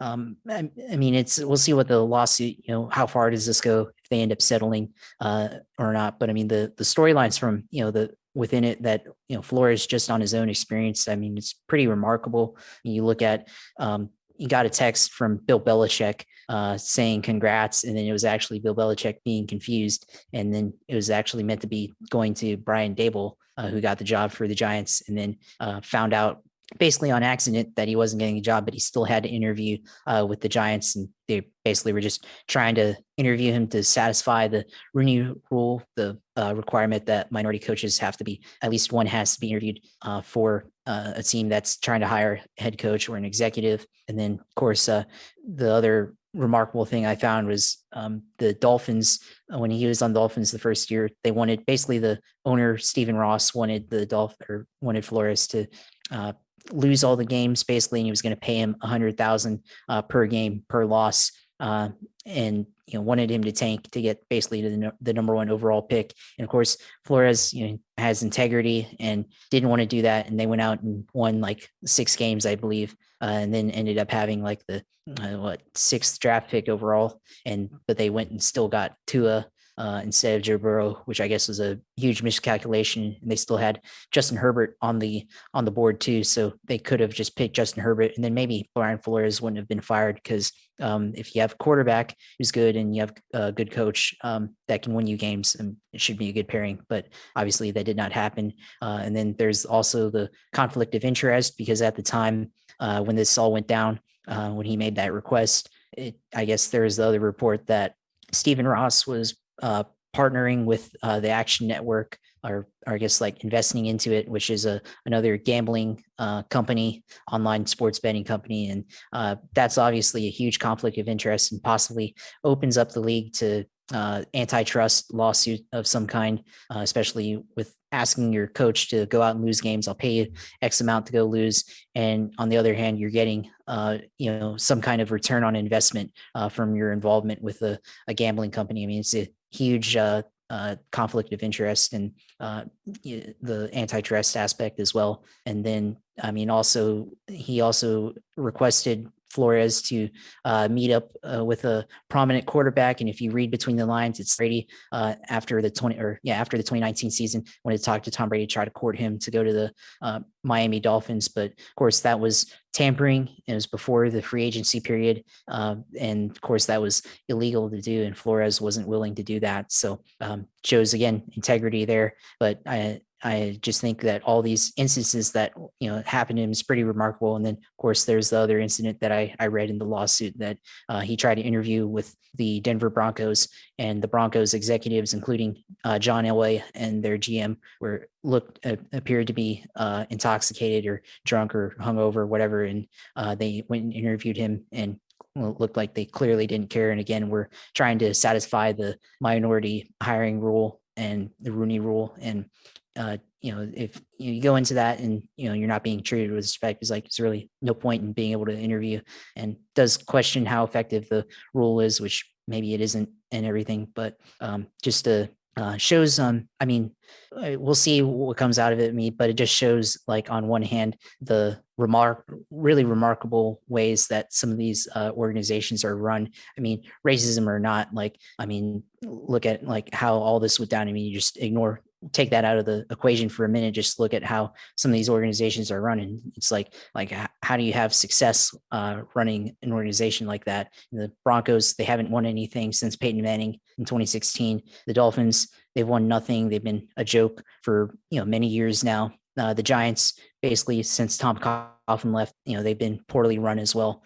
So just those instances, just shows that how much of these teams are actually pretty incompetent. Yeah, it's that when I heard that Brian Flores got fired, I'm like, are you kidding me? The Miami Dolphins, but it's interesting. It's all the fact is, when Brian Flores got fired, I'm like, how the hell do you fire the best coach you've had in probably Jimmy Johnson? Shula. I wouldn't even argue Jimmy Johnson was a good coach. He wasn't as good as he was at Dallas, but how do you compare being that good? And then you look at the fucking Cowgirls. Ever since they got rid of him, Barry Switzer took his players and won one Super Bowl, got thrown out of the other NFC Championship game, and helped my guy Steve Young get the monkey off his back. And then they haven't been relevant as a football team, honestly, since 1996. But because of that hillbilly inbred piece of shit owner of theirs, they're still America's team. But they still choke when it counts, and they've been choking for now what amounts to 25 years. So God bless them. At least the Niners actually get to the NFC Championship game and the Super Bowl, and we still have the same number as them. So Super Bowls, and we have the better quarterbacks too in history. But the Flores firing made no sense to me outside of it being some petty bullshit. And in the end, we find out Stephen Ross. Of course, Stephen Ross is an imbecile. I'm sure he's rich, but that's the whole point. Like, you look at how many dumb fucks that are rich, and he's another one. And then telling him to tank, which was the thing, like, Brian Flores taking a terrible job, which is a typical thing with African-American coaches. They're given these horrible jobs, told to do these terrible things, and when they don't want to do it because of principle, then they're ostracized and they're hard to work with. But then you get, stereotypical white bread guy to go and coach, and they're given like 2-3 years to coach. It's ridiculous. It's a hypocritical, but then, he talked about it. Flores talked about it as like plantation-like, and Stephen Ross is an imbecile. They have like 85 different people who have ownership of the team. They don't have a direction. They're GMs and Uncle Tom. The fact of the matter is, they're not gonna win anything. They were 1-7. They got to within 2 weeks left in the season of being in a playoff team, then shit the bed because Tua's not a good quarterback. But then Justin Herbert, who was the next pick, was in a position to possibly make the playoffs. And then he shit the bed in the final game. But still, the fact of the matter is, the LA Chargers, for as poorly run as they are, they have more hope because they have a quarterback. The Dolphins don't have a quarterback. Prominent quarterback that's signed is code. It's like the Al Michaels thing when the OJ the prank OJ call happened on ABC. It's code for Tom Brady. And if it ain't Tom Brady, it's probably Aaron Rodgers. I mean, who else? Those are the only two I can come up with. It's probably Tom Brady. And he ended up going to a team in Florida anyway. So the Flores lawsuit has merit. He's going to get, run over like Colin Kaepernick. But it's true. The Rooney Rule does not work. These owners will not give the time of day to a person of color coach, but they'll give random, like basically, oh, you're a Sean McVay guy. Okay, fine. We'll give you a job. Aaron Rodgers co-signs on you. Oh, you deserve a job, even though you're mediocre. His dad was a mediocrity as a coach, and then he's a mediocrity as a coach. But, you're Aaron Rodgers guy. He's like, Nathaniel Hackett to me is like Adam Gase 2.0. He's going to end up being like Adam Gase, and that's going to look horrible in the grand scheme of things, but whatever. Kevin O'Connell, waste of a hire. Josh McDaniels, it's the Raiders, so whatever, waste of a hire. Houston doesn't have a coach because Houston's one of the worst run organizations in the league. Miami's a terribly run organization, and now that Brian Daboll's off the table, I don't know who they're going to get. And with all this stuff going on, I mean, who the hell wants to be there? But somebody's going to want that job. They're going to have somebody that's desperate.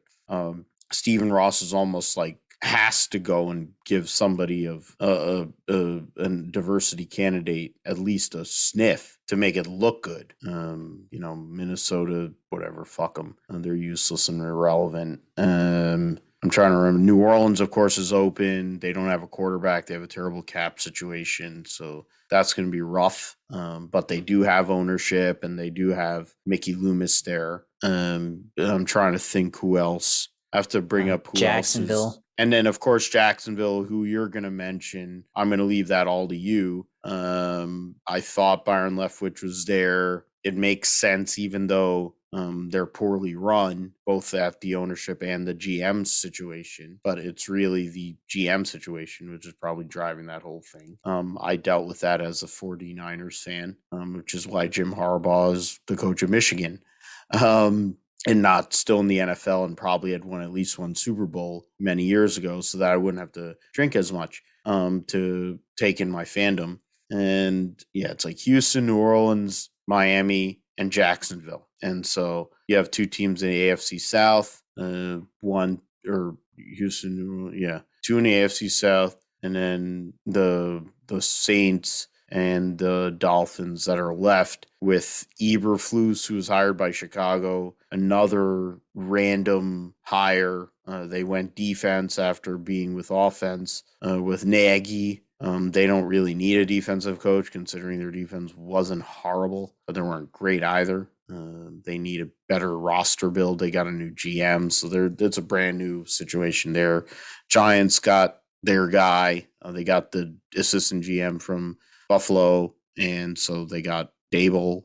And my coworker at the school, who might be the biggest Giants fans I've ever met, she was completely in on that. So God bless her and that team. They have one of the worst rosters in the NFL. It's going to take a lot to turn them around. Their ownership, who knows what the hell they're really doing, but Dable is a good coach. Their GM helped with the rebuild, and of course they got Josh Allen, which makes up for a lot of the terribleness they have going on over there. I mentioned Hackett, mentioned Josh McDaniels. I'm curious to see if he'll actually see this one through. He didn't take the Indy job, but he takes the Raiders job. I really don't get that. Both owners are drunks, and probably. At least Irsay has some semblance of understanding of winning, even though he's not when he isn't drunk and doing stupid shit. Mark Davis has no clue, and that's why I don't understand that call. I get bailing off the ship in New England because it looks like I don't think Belichick's going to quit anytime soon, and I guess that's what he thought. He thought he was going to get the New England job. And then once he realized that Belichick's not going to quit anytime soon, he's like, okay, fine, I'm going to go and take a job. But taking the Raiders job? Really? Why don't you actually have some balls and go and take the Jacksonville job and go and take Trevor Lawrence and prove that you're some great offensive mind? No, you go with Derek Carr. I mean, I like Derek Carr, but I don't get it. I don't know what the end game is there. You're going to tell me he's going to do that much better than Rich Bisaccia? They just made the playoffs. They backdoored into the playoffs, and they weren't out. They were in that game against Cincinnati, who is now in the Super Bowl. I'm not saying Bisaccia would have been the head coach. They weren't going to keep him anyway, but what are you expecting Josh McDaniels to do with the Raiders? Really? I mean, the problem with the Raiders is they're left. It's just like how Al Davis lived. They were left in the 70s. Everything's like in the 70s. All the greatness, like 70s. They did all the shit in the 70s. Then they had the flash and pizzazz, Marcus Allen. They did, or 82, yeah. It was all left in like the early 80s. They had Marcus Allen. They had Bo Jackson. They even had Art Shell as a coach. But I don't know. It also shows when you have very capable, diversity candidates, the likes of Leslie Frazier, the likes of Byron Leftwich, Todd Bowles, D'Amico Ryans, et cetera, and you're hiring token guys who've already had a shot at it, guys who are just Sean McVay cucks. Matt Eberflus, when I heard Matt Eberflus got the Bears job, I'm like, well, yeah, it's the Bears. McCloskey or whatever the hell she is. She's like 180 years old. The fuck? They should just make Soldier Field the place where they're going to go and hold the All-Star race next year. They used to have NASCAR Cup races there anyway. So just go and make that place. I mean, it's a shithole. They have Justin Fields, but really, what the fuck?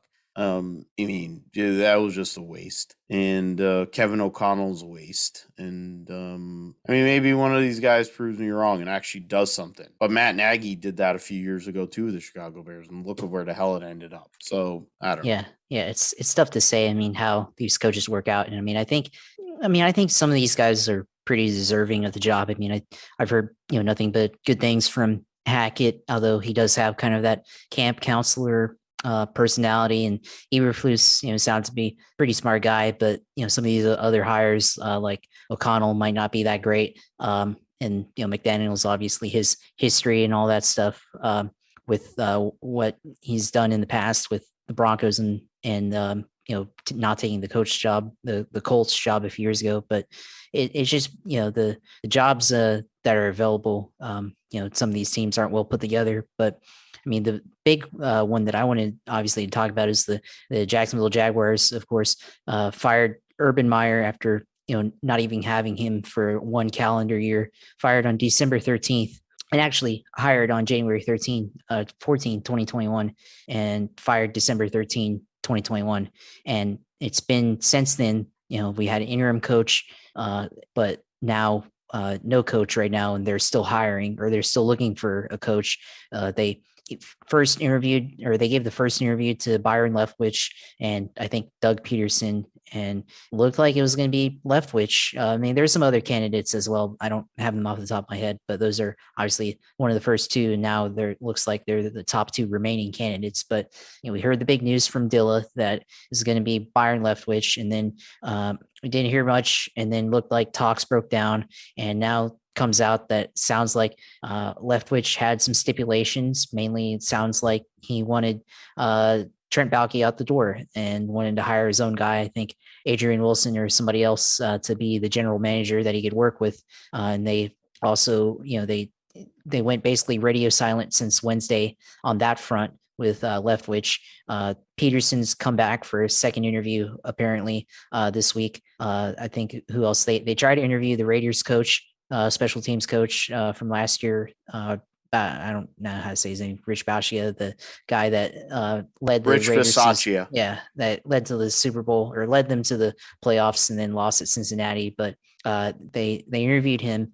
They wanted to interview Kevin O'Connell, but they hadn't already put in an interview request a couple of weeks ago when they first had the opportunity, and then they decided that they liked him enough to file an interview request on Sunday. But since this was their first interview, they would have to wait the 2-week period to be able to interview him, and then go through the process of all that. And now it's come out today that looks like he's going to be taking the Minnesota Vikings job. So, if that was one of your guys or somebody that you really liked and you even get a chance to interview him, I mean, clearly you're not doing something right there. It's just a mess of hiring practices that they're trying to do. And basically the reports are that it's like the coaches, they don't want to work with Trent Baalke as the GM. And it seems like that's what it is. And what's funny is they can't say it to the owner's face, because the owner is asking, Shad Khan's asking about what are they willing to work with Trent Baalke, and Baalke's also in the interview. So, they all kind of say yes, but then they go and talk to the reporter or whatever that's trying to get information, and they're like, no, they don't want to work with him. So it's a bad situation. And for whatever reason, Baalke's got his hand or his finger wrapped around Shad Khan, and basically somehow he's his puppet or something like that. I no idea how this has come about. And it's amazing that Khan, despite all what looks like all the reports are from outside the organization that nobody wants to work with this guy, has so far been unwilling to hire or to fire him. And it just, it's surprising. And, tying back to the Flores situation, it's like, well, they're unwilling, seemingly like that they're unwilling to give the stipulations to Byron Leftwich, but now apparently not Byron, but Doug Peterson is interviewing as well, and they are also interviewing Rick Spielman for a position. And it sounds like Spielman would be like a executive vice president of football operations, sort of the role that Tom Coughlin had a few years ago. And then they had hired Doug Peterson to be the coach, and then all three of them, Baalke, Peterson, and Spielman, would work together, I guess, and design, construct a team, and coach. And Baalke, I guess, would have more ability to be on the field and talk to the players, I guess, and interact for some weird reason, even though it's become clear from other NFL players that worked with Baalke in the past, mainly Michael Robinson, that he's not a great guy to work with, and tends to berate players and tell them that they're not good at their jobs. And then they go out and go to other teams and go get Super Bowl rings. And it's like, well, clearly you don't know what you're doing. So it's just a bad situation right now. And I'd like to hear word on it soon. I mean, Dilla was dropping some stuff on the timeline today, hinting at something. We'll see what it looks like. I mean, I have no idea who's it going to go to. I mean, it's literally 50-50 at this point. It goes to Leftwich or Peterson. I mean, I lean Leftwich because it clearly to me that he has a plan. He's got a philosophy that he wants to use to coach the Jaguars, to lead the Jaguars. I mean, I guess I'm okay with Peterson as well, but we've already seen him, how he kind of went down in Philadelphia. And I guess, there's always chance for second chances, but, it doesn't excite me as much as Byron Leftwich does. So I favor Leftwich there, and I would wish that Shad Khan would do the right thing and hire the right man for the job. Which I mean, clearly it looks like Leftwich actually wants this job. He wants to come back to Jacksonville. I mean, he wore a teal suit in his introductory press conference when he was drafted by them as a quarterback. And I think if I heard correctly, he wore a teal suit in his interview. In his first interview, which I think was just via Zoom, he wore a teal suit to that. So it tells you how much he's willing to coach and play for the team. And certainly he's somebody that can lead players, can lead an organization. And we saw the last 2 years how he worked with Tom Brady. We'll talk about in a minute, and led them to a Super Bowl, and then led them to the divisional round this year in the NFL playoffs. So, I mean, just do the right thing, hire Brian Leftwich, and call it a day, and fire Trent Baalke first. Do that first, and then hire Leftwich, and then go carry on from there. But just a mess of an organization. And I mean, if Baalke continues and they don't hire Leftwich, and it just shows you Shad Khan doesn't know what he's doing, and Shad's got to. We'll see what happens, but I mean, the Jags are going to be stuck with Shad until he retires or something else happens, because it's going to be a long road ahead of incompetence otherwise. So we'll see what happens. But we'll move on now, I guess, to Tom Brady retiring. Of course, I learned about it during the Rolex 24. I was walking around in the infield and heard somebody say Tom Brady retired, and then I was like, what? And then had to go on my phone and look, and of course found out the rumors from Adam Schefter had come out that Trent Baalke, or not Trent Baalke, but Tom Brady had retired, and that he called it a career. Of course, it it was initially, it looked like it was going to be false because no one knew, and he didn't release a report. But of course, on Tuesday, announced his retirement from the NFL after 22 seasons. Certainly the GOAT, probably the luckiest as well, considering the teams that he was on when he played for the New England Patriots. But legendary career, one of the greatest of all time, and if not the greatest. And certainly his career from 2000 to 2014 is a Hall of Fame career. But then just his career alone from 2014 until 2021, what he was able to do in that period is certainly worthy of a Hall of Fame career on its own. And he's got a lot of business ventures now to help him out in the future. And best of luck. But certainly got to salute the GOAT, Mr. Tom Brady. Yeah, I gave up the whole fight about who's the greatest of all time after he won the NFC Championship game last year against Aaron in Green Bay, and then how Tampa Bay baptized the Kansas City Chiefs in the Super Bowl for what ends up being the 7th Super Bowl in Tom Brady's career. He had a great year this year. Led the league in yards. At 44. Led the league in passing yards and was, just. I don't think he wanted to quit. I think this is a Giselle call, and that's something I was talking about. We were talking about with I was talking about Jim, one of the coaches we have at the gym there. The reality is Tom Brady is gonna be. I mean, all the reporting and all the assholes that reported it early, and he didn't get to announce it his own way. I guess it pissed him off, and I kind of was on the team that he is going to come back for another year just for the sake of spiting those people. But Giselle probably got in the way, and also I'm not sure what Tampa's situation will be in regards to their roster makeup, being able to keep a lot of the band together. They were able to luckily keep the band together on their end to get them to the playoffs. They had a basically generally passable game in the wild card round against a mediocre Philly team. They were down an enormous amount against what is now the NFC representative in the Super Bowl. The Rams, with Tom Brady, doing Tom Brady things, proceeded to blow that lead, and Tom Brady was in a position to possibly go and get to another NFC Championship game and host an NFC Championship game against his favorite team, the 49ers, and then the Tampa Bay Buccaneers defense ceased to exist and left Cooper Kupp open. But then, as I said earlier, in the Niners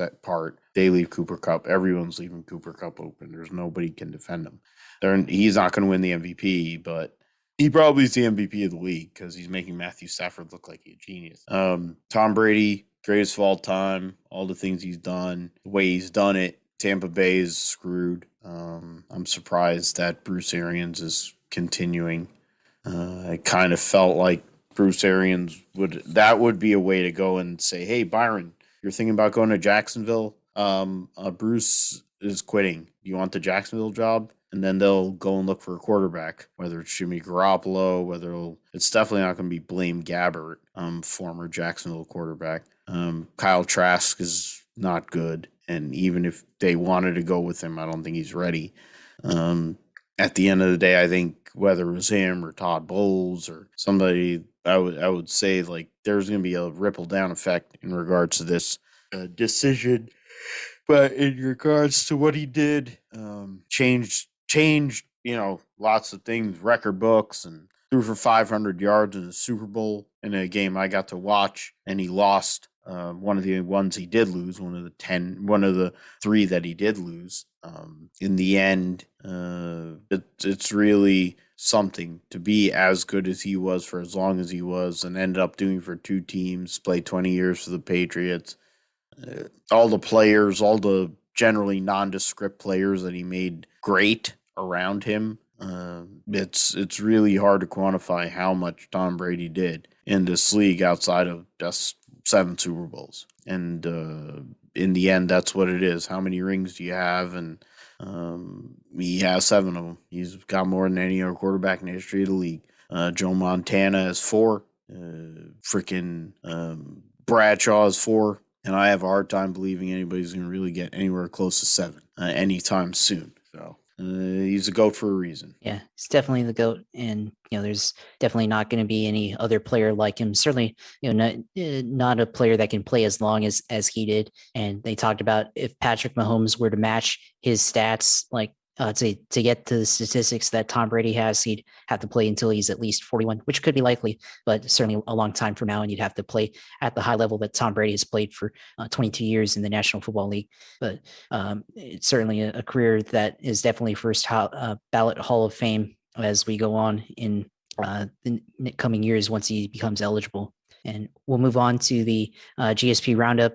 First up, we'll talk about NASCAR silly season. I mean, the big headline there is Floyd Mayweather's team, the Money Team Racing. They announced their intention to, well, they already knew they're going to, or they already announced their intention to drive in the Daytona 500, but they unveiled their team. They'll be driving the number 50 Pit Viper sunglasses Chevrolet, and that's going to be driven by Kaz Grala. And they've got Tony Uri Jr. On the box as crew chief. So it should be a good deal there. Kaz Grala has been proven to be a pretty solid racer. He's been good on road courses, I feel like, and certainly is pretty solid as well on super speedways. Tony Uri Jr., of course, winning crew chief with Dale Earnhardt Jr. back in the day when the 8 car on the Budweiser days, and then first part of the Hendrick days on the 88 car.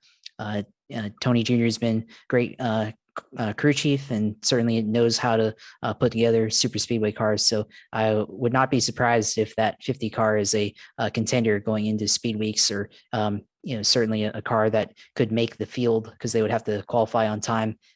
And I think they could be a dark horse contender certainly in that race. If you had any thoughts on that story, Phil. Yeah, I mean, the fact that Mayweather finally, after all these years and all the bullshit they were talking about, finally gets in, that's fine. I don't like Floyd Mayweather for many reasons, but the Kaz Grala getting a shot, another shot to run. He's a good, solid racer out from the Northeast, out of Massachusetts. His dad ran in Grand Am in the original DP formula, so that's where his father did that. So money's there, but Kaz Grala has also been able to get sponsorship over his time.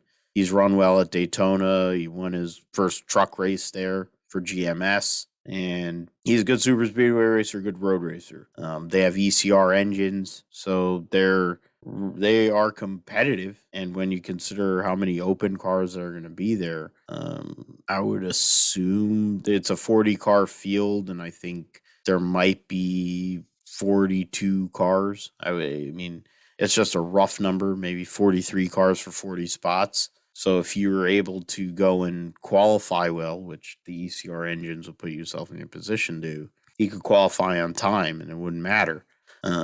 There's also the notion of being able to race into the field. And when you think about what we were talking about in the Clash discussion, being conservative in that race is probably the prudent play. So if Kaz Grala is actually trying to make something happen, maybe he has Tyler Reddick in that race. They're trying to make something happen. Maybe they go and move up to the front. And he goes and makes a show that way. So that's something that we have to see. It was like David Reagan's going to be in a car. I know there's probably going to be a third Ware car.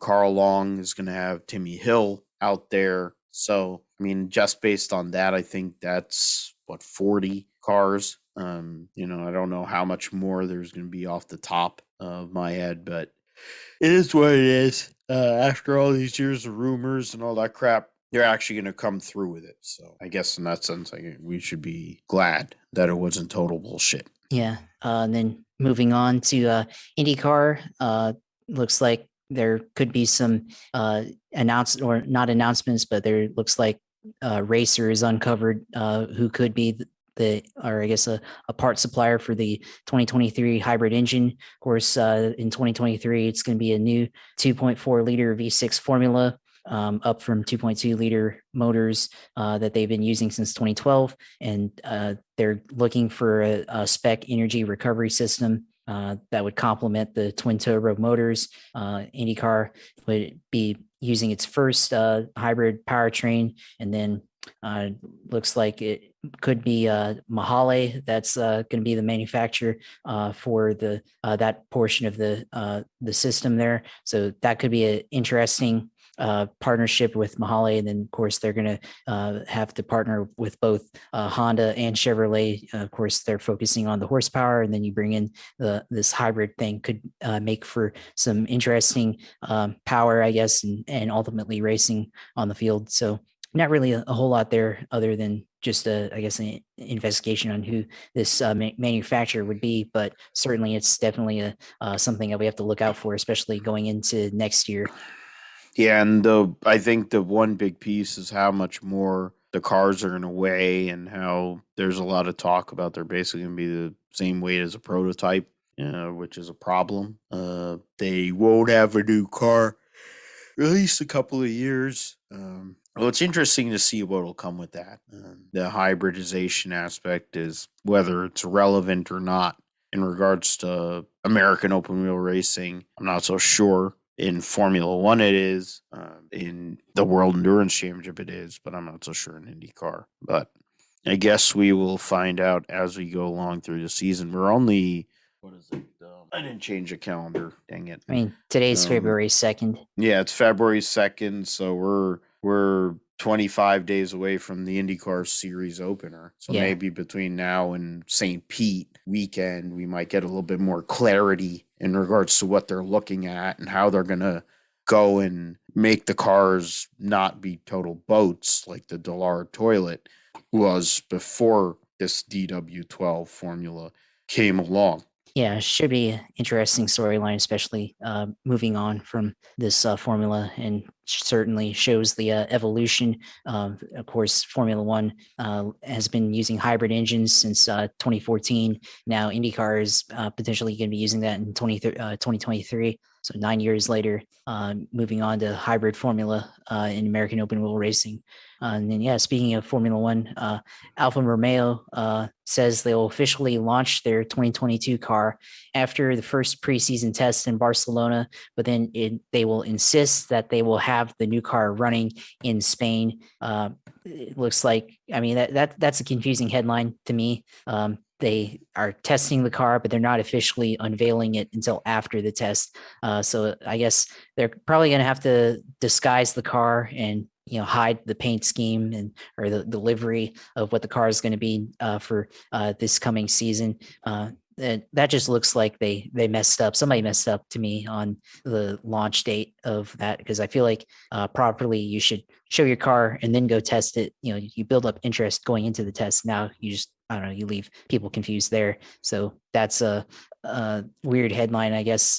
But still, we still haven't seen everybody's 2022 car yet, and still people are looking to launch soon, and then we'll go into preseason testing in Spain by the end of this month, and then early March and everything. But then also Michael Massey, the FIA did confirm that he could be replaced as race director, but if he weren't replaced, they're probably going to make changes to the trackside structure for the FIA. So maybe we can avoid controversies like we had at the end of last season. Of course, the biggest one with how we decided the Formula One World Championship for the drivers, and then we've already covered it extensively. But of course, if we can get away from situations like that and bring back integrity into the grid, into the stewards booth, that would certainly bring back good sportsmanship and good rules and decisions making from the Formula One stewards and all those people. And then finally, we had the Formula E Daria E-Prix. It was 2 Grand Prix there. And the first one, Nick DeVries won and opened his Formula E title defense in style, and led his teammate Stoffel Van Dorn, former driver at McLaren, in a Mercedes 1-2 finish there, the first race. And then the second race, Eduardo Mortara took victory there. It was a pretty intense race at the second Daria Formula E race. And then he beat Robin Frigin as a safety car. I guess came out at the end. Yeah, Frines at the end of the race, safety car came out. So I don't really have much to say about that. I don't know if you pay attention much to that. Give us insight into that one real quick? Yeah, I'll get into it a little bit. I mean, the Mercedes team, they're leaving the Formula E championship after this year, but to get a 1-2 finish, De Vries, Stoffel Vandoorne, Jake Dennis with their new makeup at Andretti Autosport gets a podium. Sam Bird, longtime competitor in Formula E, with Jaguar fourth, and Lucas Degrassi, former champion, making his debut for Venturi in fifth. Nick Cassidy, Oliver Askew made his debut and finished ninth in the second Andretti car. You have Jean-Eric Verne, two-time champion, eighth in the first race. Looking at some of these people, DaCosta didn't even start. Antonio Felix DaCosta, former champion, didn't even start the race. Oliver Rowland for Mahindra went out early. Giovinazzi dead last behind the two Neos in race two. You talked about the Eduardo Mortara, Luca Degrassi getting a third place finish. So Venturi gets a 1-3. Robin Freins in between that. Lauderer fourth. Jake Dennis finished fifth. Verne, Van Dorn, Roland for Mahindra, Pascal Wehrlein, Nick De Vries finished 10th in the second race. Oliver Askew just outside the top 10. Alexander Sims had issues for Mahindra. So Mahindra they had a checkered weekend there. Giovinazzi definitely did not have a good weekend. He looked way more lost than he probably wanted to. The Neo team, it looks like Neo and Dragon are going to be battling in the back. The Jaguar team seemed a little bit off this past weekend. The next race will be in Mexico. We'll be talking about that in a little more detail in next week in regards to the GSP. They had the Doria Grand Prix or whatever in Saudi this weekend. You got Racer Champions and the Clash. The E-Prix, the Mexico E-Prix will take place next week. That'll be the only race live in between the Super Bowl week and then the Daytona Speed Weeks.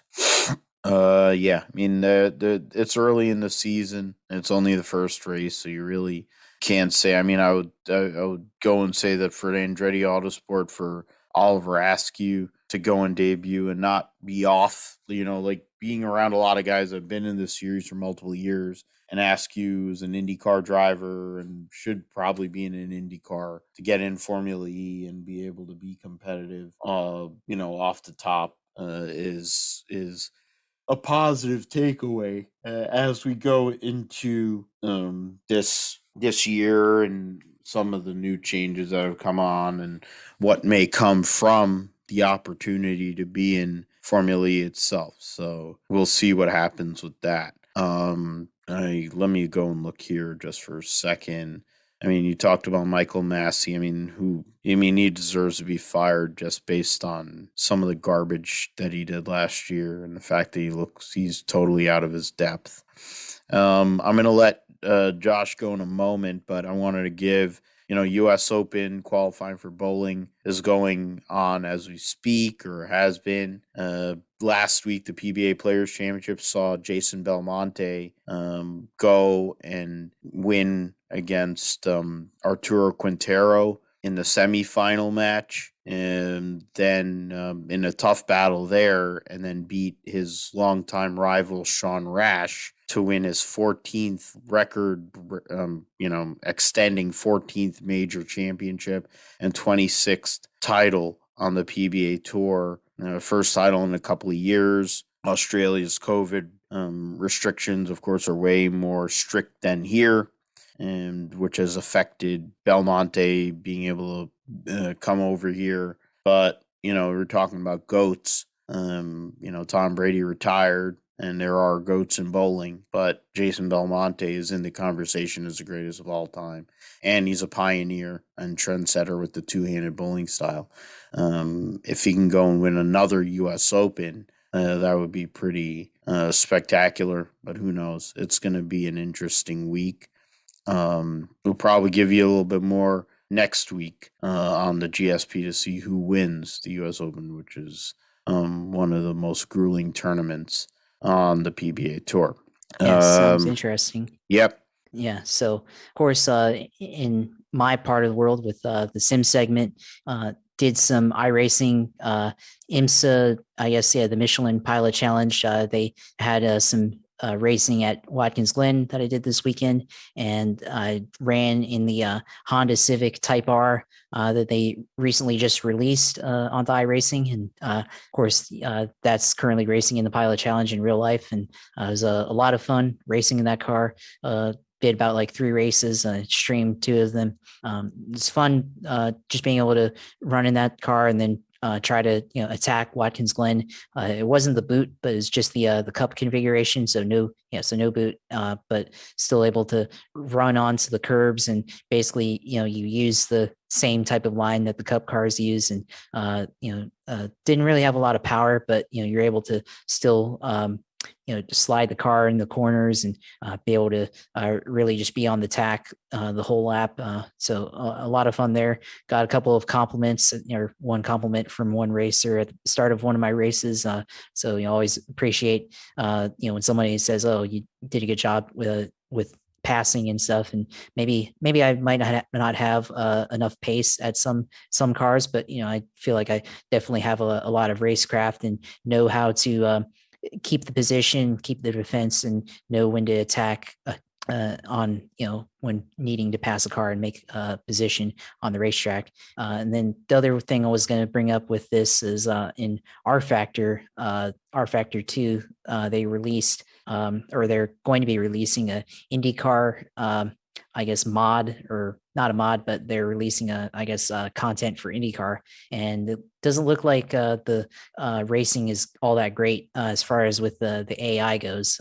Don't know about with online racing, but at least with AI racing, it looks like kind of very similar to NASCAR 21, where all the cars are kind of stacked together in a pack, especially on an oval. And they had the wrong aero configuration on Homestead. They're using the road course aero when they should be using super speedway aero in the trailer. And then of course they had one car half on the apron and then half on the asphalt there, which is certainly not realistic, and it doesn't look good for R Factor, and it looks like it's a common problem that they've run into over the years, and certainly you saw it in NASCAR 21, which I believe uses the same engine for the AI and the physics.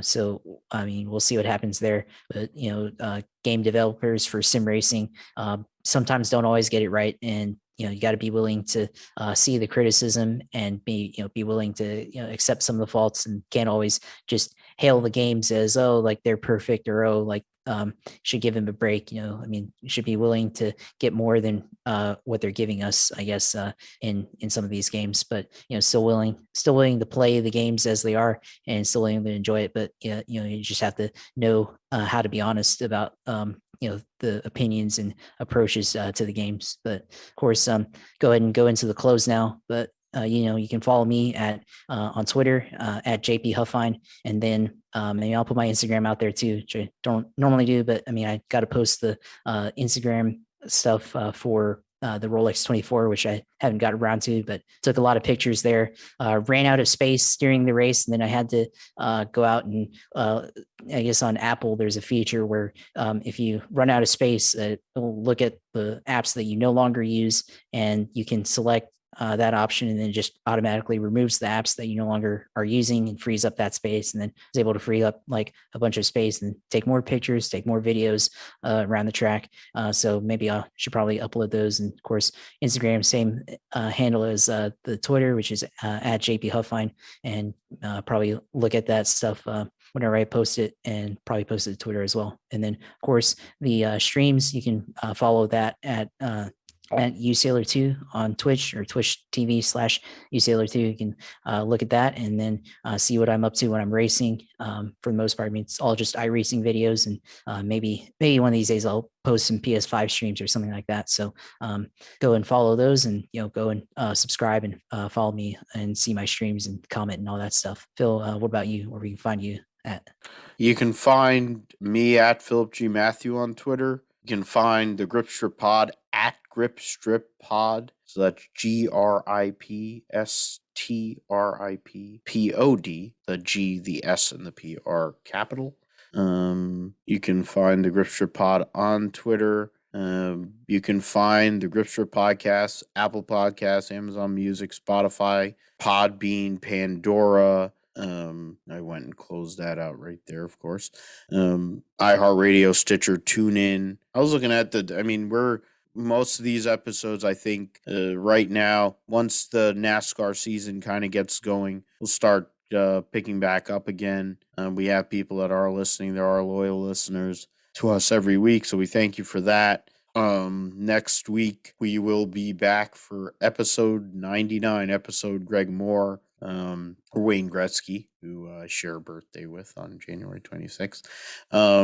Episode Greg Moore, Wayne Gretzky, and we'll be talking about the Clash. We'll talk about the I literally just forgot what the other race was that'll be on. It'll be Formula E. We'll get into Super Bowl preview, Bengals, Rams, and anything else that comes up next week on the GSP. We'll talk about U.S. Open bowling and go from there. If you listen to us, we thank you for that. Downloads, everything, supporting us on the socials. Give us feedback.